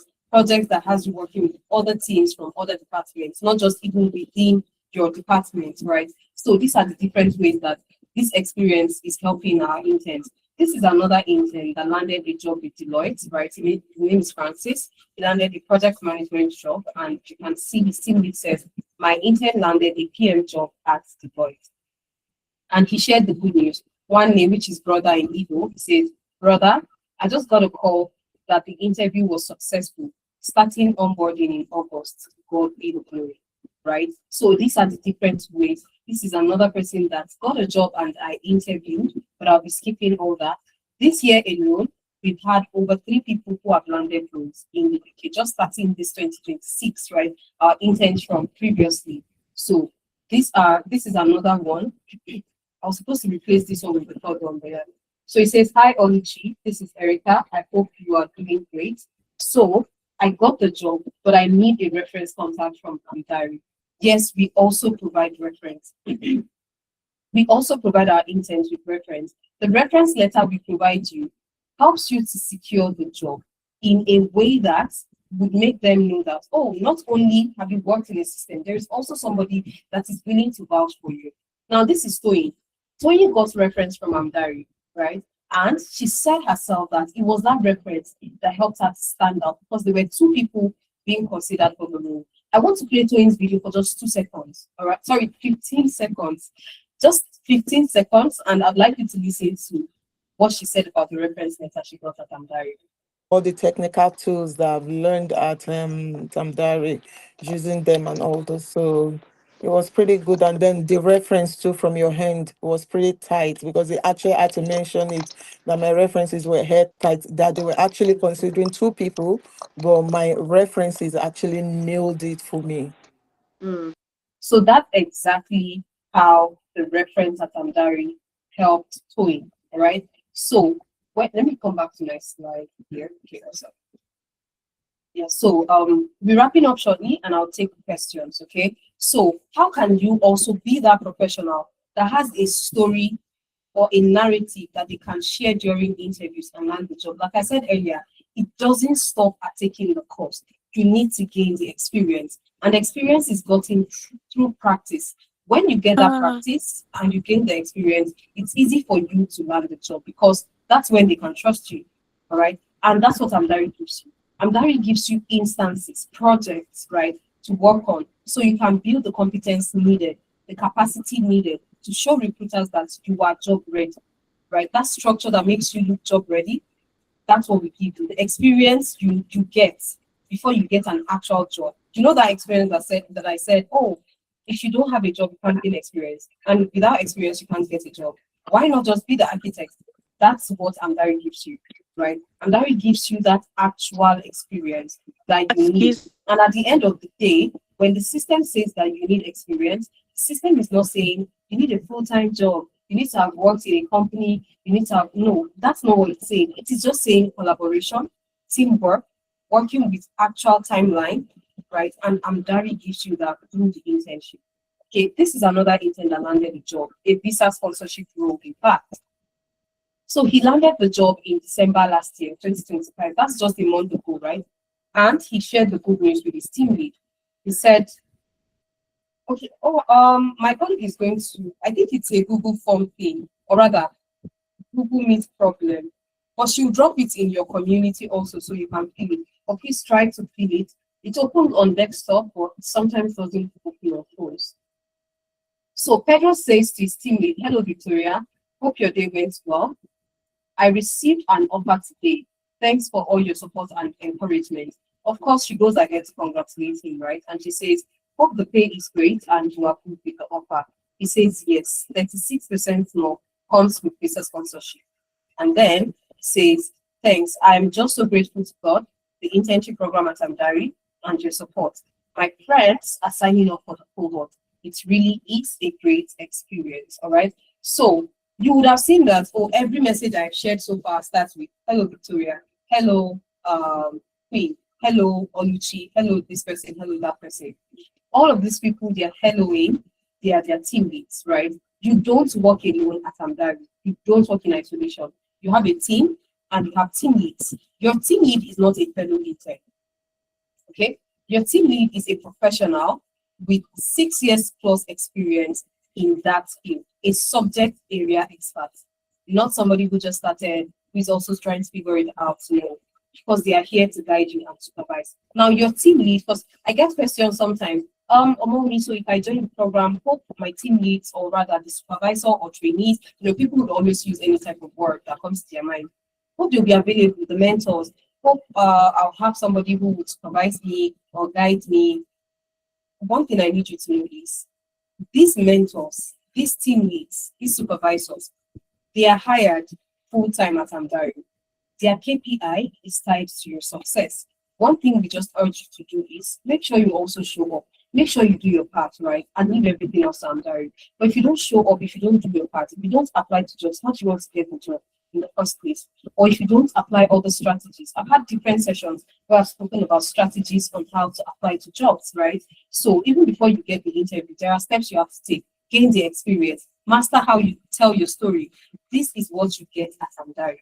Okay. And then we have sessions where we prep you for interview every Thursday. And conversations like this, there are things we have. This time around, I have been the one speaking on this call, right? An actual interview prep at Amdari is going to be me on a call with Victor. So Victor can be the person that volunteers to be interviewed. I'm speaking to Victor, interviewing him, and I'm able to give him constructive feedback on how he performed, things he did right that he should keep up, and things he didn't do so well and he needs to improve on. That type of simulation, that conversation is going to help you know, oh, okay, I'm good at this already. Because now you're really on the hot seat. You're really being interviewed, right? So it really makes it very easy for you to know areas to improve, and also because you'll be getting expert advice and guidance, right? So this is another intern, Anita. She got a job as a business analyst, right? Just 2 months into the program. And this is also Jerry, who got a data analyst role. He sent a message to his teammate. He says, hi, Emeka. Just wanted to officially let you know that I have landed a data analyst role within the civil service, and it's a level promotion too. I was asked to prepare a presentation on any data analysis project. I edited and submitted our first project. Saved me a lot of time and gave me confidence. Also spoke about the SQL project when they asked about data acquisition. Thank you for your mentorship, Emeka. Take your flowers, Ape. Now, he said something very important. He said he edited and submitted the first project he worked on. That saved him time and gave him confidence. Of course, that would give him confidence because he's not making it up. It's really something he has done, right? So how did you get started? For you to get started in the internship program at Amdari, you need to have gained skill. You've taken a course on Udemy or Coursera, any platform. You don't need to have all the knowledge in the world to start an internship. No. In fact, I tell people, my internship, because I also did internship, right? I could only code in 2 programming languages when I went for my internship. And the internship opened my eyes to a lot of things and how me being a developer tied to the entire existence of a company.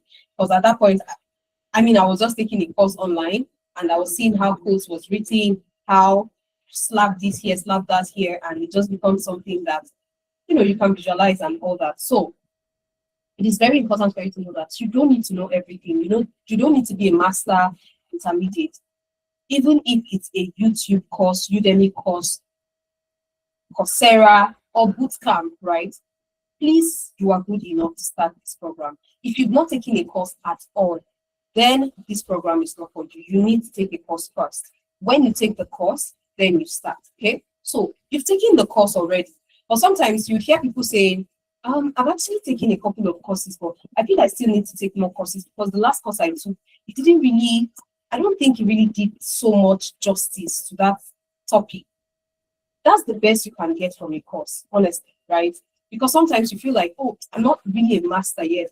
I don't think I know this yet. Yes, that's because the best you can get from a theoretical mode of learning is what you've gotten. For you to gain mastery, for you to be able to retain more information, you need to practice. You need to be in an environment that drills you, that helps you practice consistently, always, okay?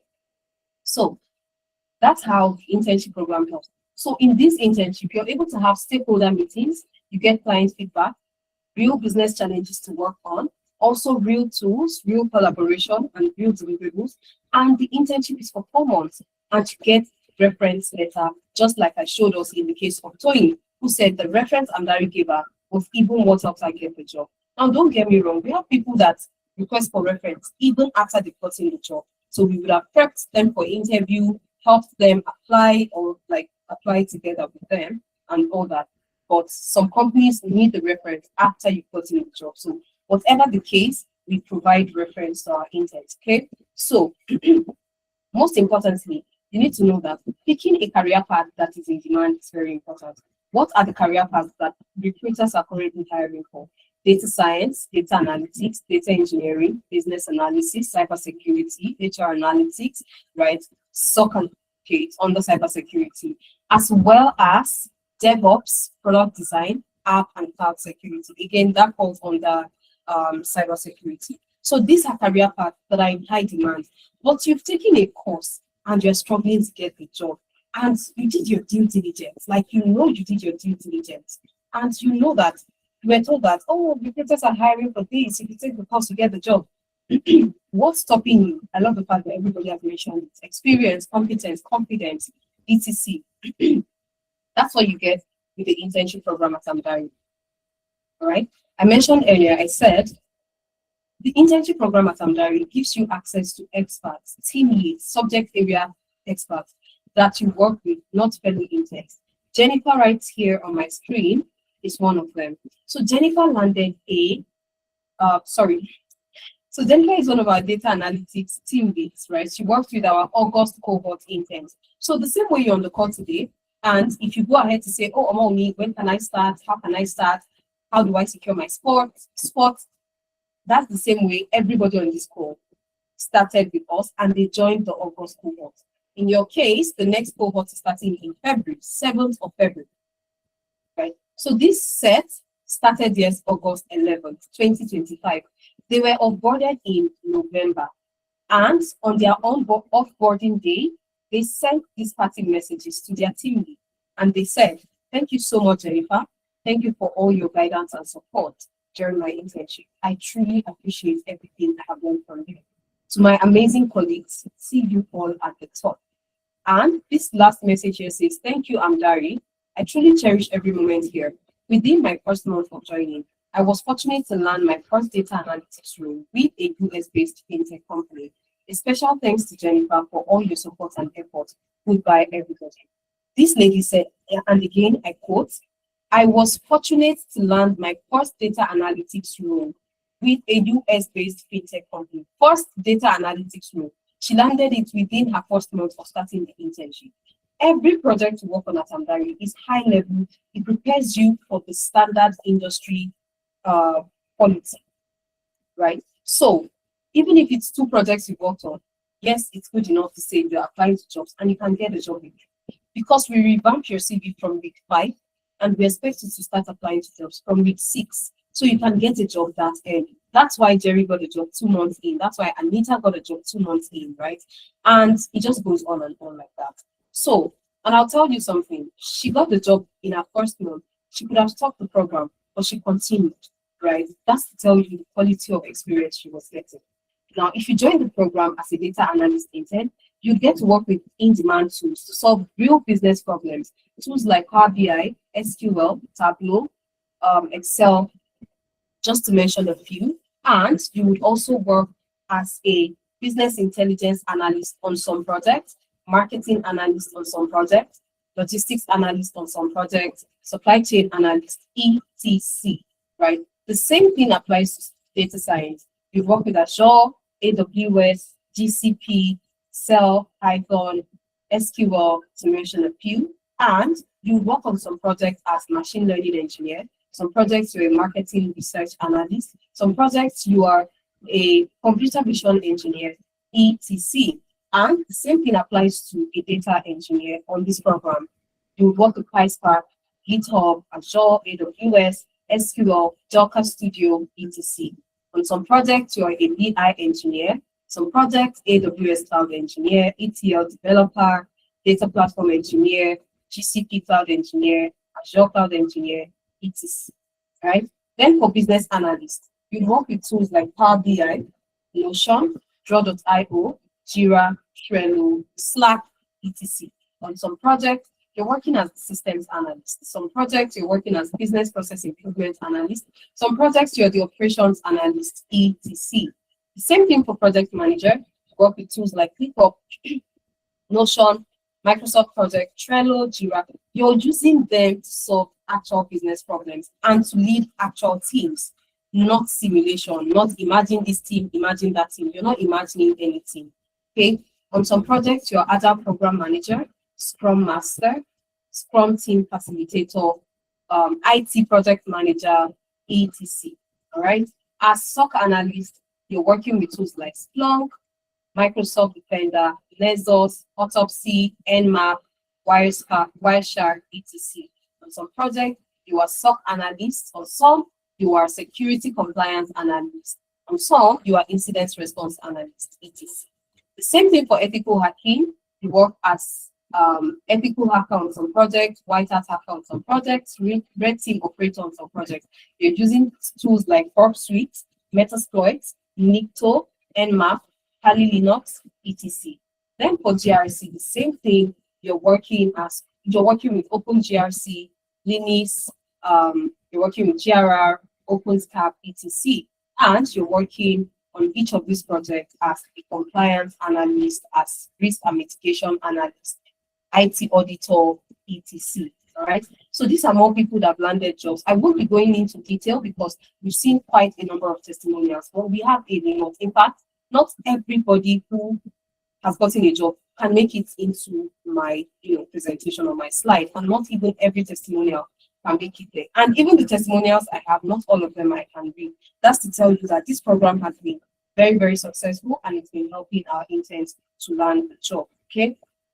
So this is an example of recruiters sending us messages to request for reference for candidates applying to jobs with them. So if this one says, Olainka has nominated you to provide an employment reference for the application to Healthcare Island. So we provide it, okay? This other one says, the above name has been offered a position as a systems analyst with our company and has provided your details as a reference. So like I said, some people request after the program, or rather after they got in the job. So we're wrapping up in about 2, 3, 5 minutes, and then I'll take your questions. So, but thank you all so much for staying with me up until this point. The next Amdari internship cohort is starting on the 7th of February. Okay, if you'd love to be a part of this, you are actually on the call on a perfect day because we're running a 40% discount, which allows you to pay £390 instead of £500. And this discount is for the next 24 hours if you'd like to take advantage. You can also pay in 3 installments. So you're not paying all 390 today. You're paying the first installment of £100 today, pay your next installment in a month's time, pay your final installment in 2 months' time. That's how you can spread it. Your first installment can be £100, and I will show you real quick how to secure your spot. So if you click on the link that I will drop in the chat right now, I'm dropping a link for us right now. Sorry, I copied the wrong link. So if you click on the link that I'm dropping in the chat right now, that's the link. You will get redirected to enroll on this page, okay? You'll see the different programs we have at Amdari here. Please copy the link, and if you want to enroll and secure your spot while we're on this call, perfect. You can just follow the steps I'll be showing us. Again, this discount is only available till 12 midnight tomorrow. So you want to use the discount, please ensure you take advantage of it right now. I mean, why wait when you can already get started, right? So you click on that link, you'll be directed to this page where you can choose the career path you want to intern in. So let's say you want to intern as a data analyst, for example. Click on apply for internship, okay? Click on the button. And it's the same step regardless of the program you're going for. So once you click on it, it takes you to this page. You can choose to read the details on this page. That's okay, all right? Or you can just go straight to applying. For the purpose of this conversation, I will go straight to applying, but you can see the different tools and technologies you would get to work with in the course of this internship, okay? So click on apply now. Once you click on apply now, you are redirected to create an account. Because I already have an account created, that's why I am not here. In your case, you'll be redirected to create an account. Create the account by just typing your name, email address, phone number, and set your password. Once you do that, an OTP will be sent to your account, right? Click on create account. An OTP will be sent to your email. Go to your email, copy that OTP, paste it on the screen, and click on proceed. You will be brought to my page. So the only step you're missing right here is just the account creation. Again, because my account is created, I don't have to create an account. So I just get brought to this page. But in your case, you create the account, just one page, name, email address, phone number, password, that's all, right? And then verify accounts, OTP, that's all. Then you're brought to this page. On this page, you can easily click on, you want to start in February or March. Note that your discount has been automatically applied to that page, okay? So that's how easy it is for you to secure your spot, okay? So let's proceed with what I am explaining. So you are brought to this page, sorry, just a minute. Okay, so you can see that the 30% discount has been applied. Click on start in February, scroll down. Now there is a further discount that you can take advantage of, okay? That further discount is if you pay full time, like one-time payment, you get to pay 350 instead of 390 pounds. But if you want to pay in installments, then you pay 390 pounds. If you want to pay in 3 installments, it is still 390 pounds.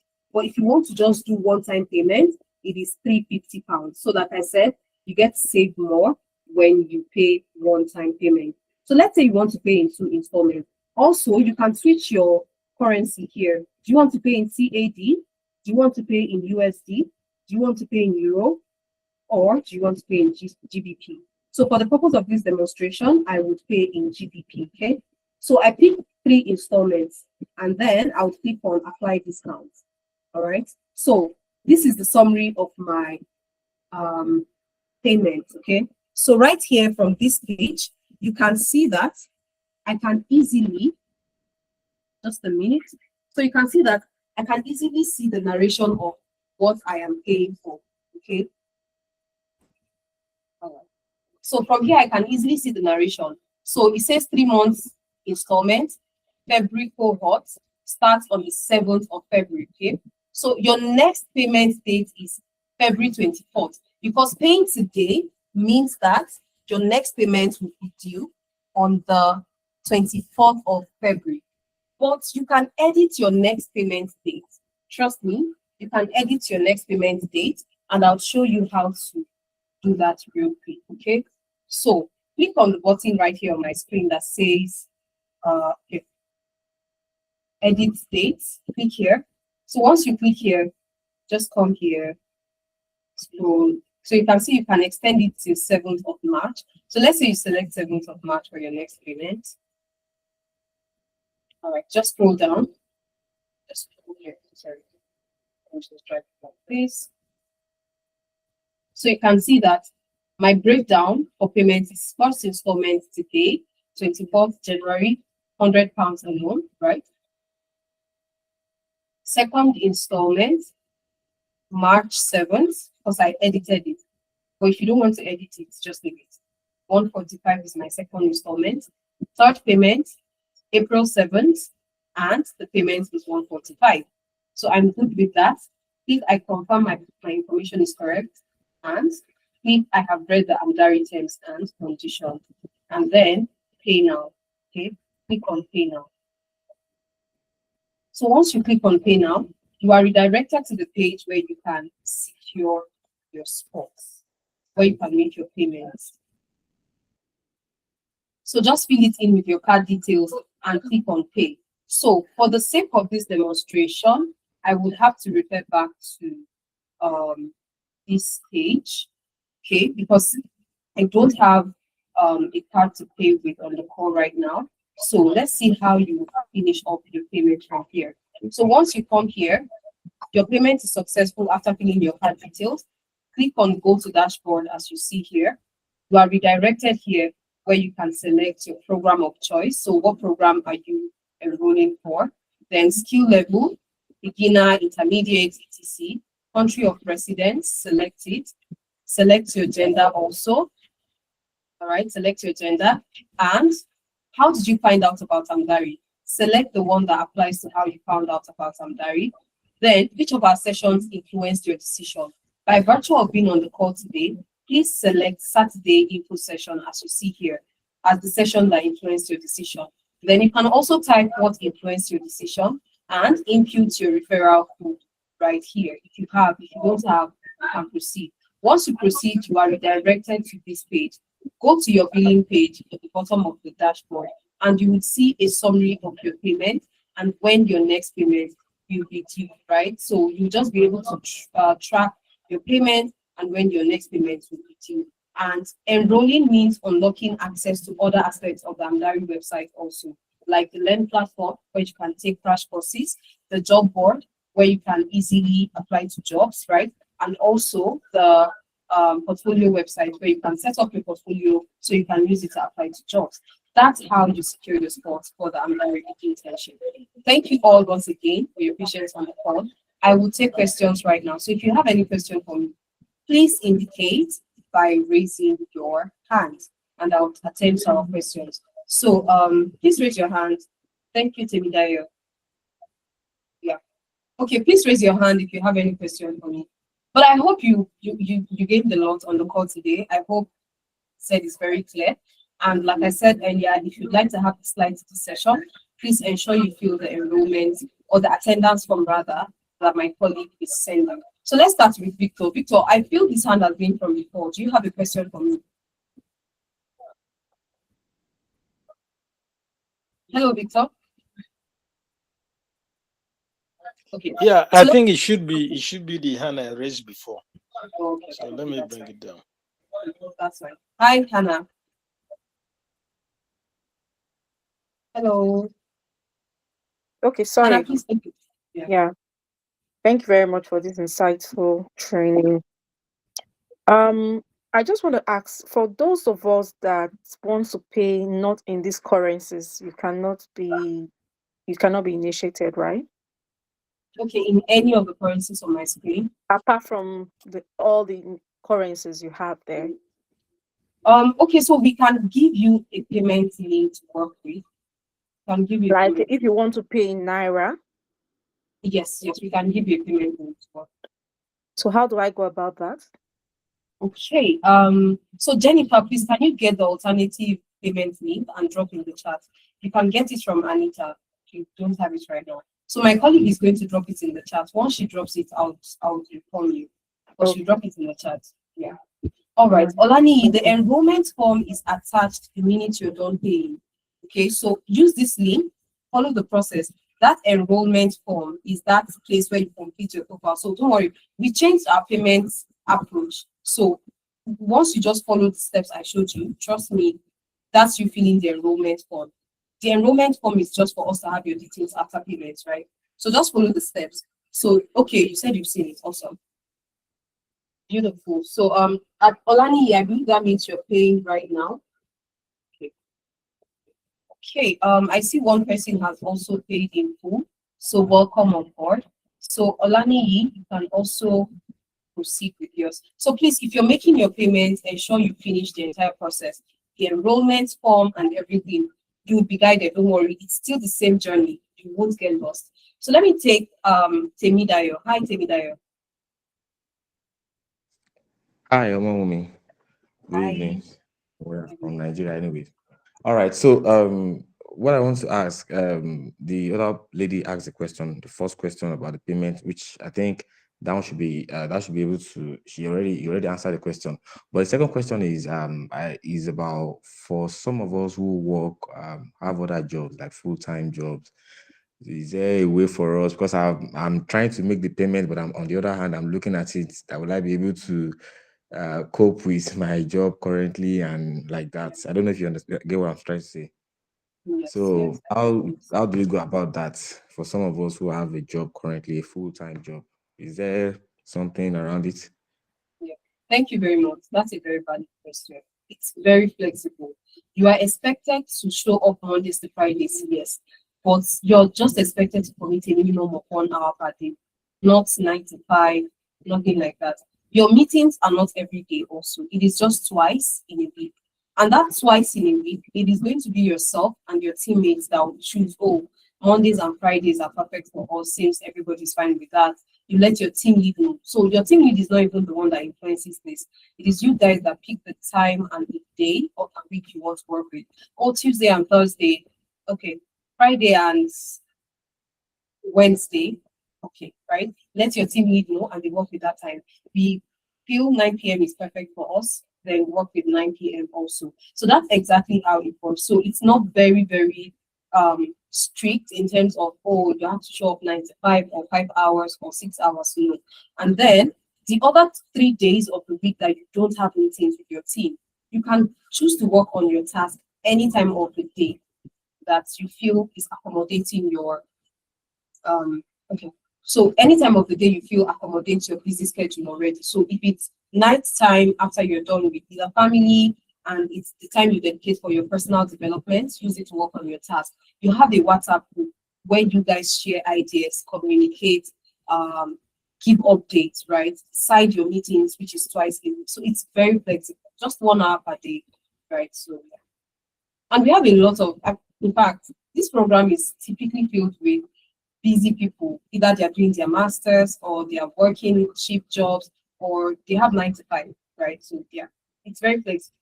So you'll be meeting other busy professionals like yourself. So trust me, your timing would always align because everybody is already doing something or the other.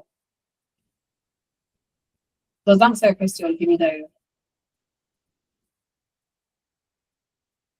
Hello, Temidayo, are you there? Yes, it does. Yes, it does. It does. All right. Then the payment thing, I think if you can just use a Naira card, it can automatically convert the money, right? If you make the payments using a Naira card. Yes. So yeah, because we changed our payments plan, or rather not plan now, platform, that's why it doesn't automatically convert like it typically does on the other end. But I think you try, yeah, I think you should be able to use your Naira card.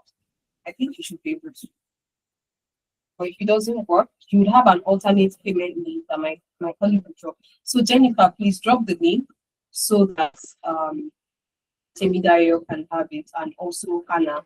So Hannah, please stick around. We'll be dropping the payment alternative for you.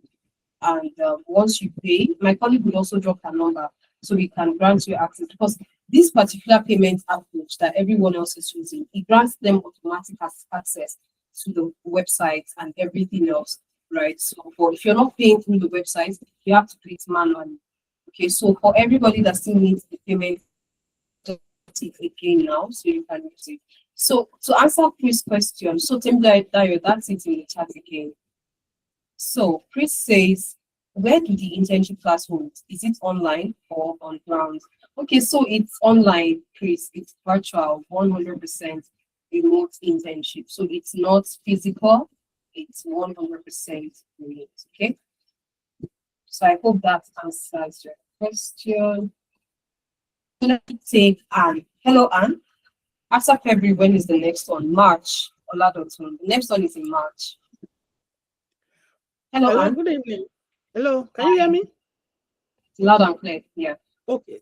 Thank you. I discovered that during the entire conversation, you mentioned HR analytics as one of the career paths which you offer the career internship on. But from what I'm seeing on the board right now, I can't see HR analytics. Can you just say something about it? And then the second question, somebody just asked when the next cohort was going to begin, and you said March. So can you say something about, because I can't find HR analytics on the board right now. Thank you. Okay, so yes, HR analytics falls under data analytics. Same way financial analytics falls under it, product analysis, etc. So we don't have it as standalone. We have it under data analytics. So it's not like it's standalone. Yeah. So that's why you don't see it on my screen. Okay.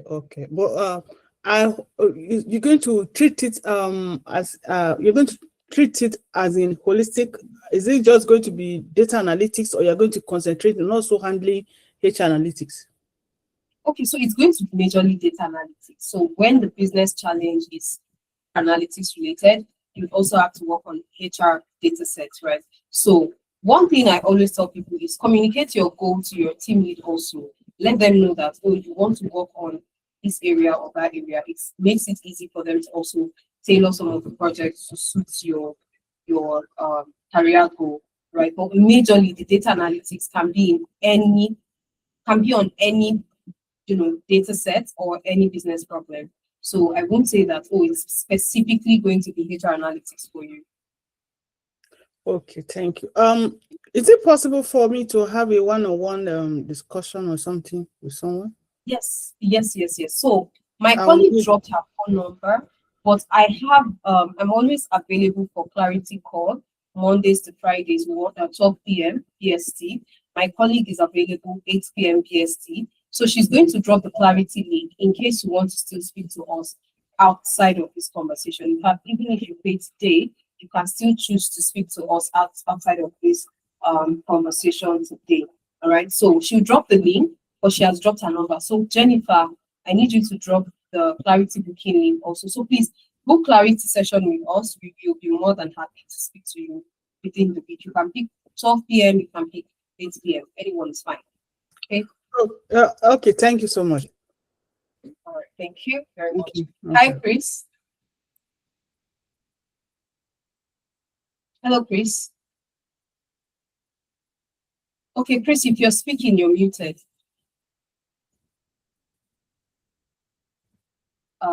All right, I'm not sure Chris is speaking, but thank you all. I'll be taking more questions if you have any for me.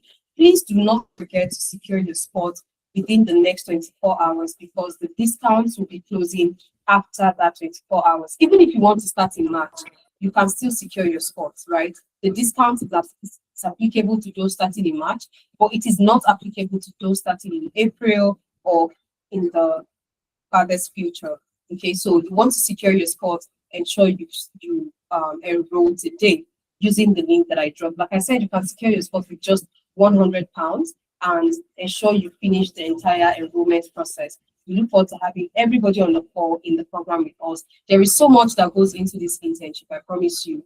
There is on-the-job support, there is one-on-one interview prep, there is the general interview prep that happens every Thursday, there is you working on real business problems every time throughout the internship.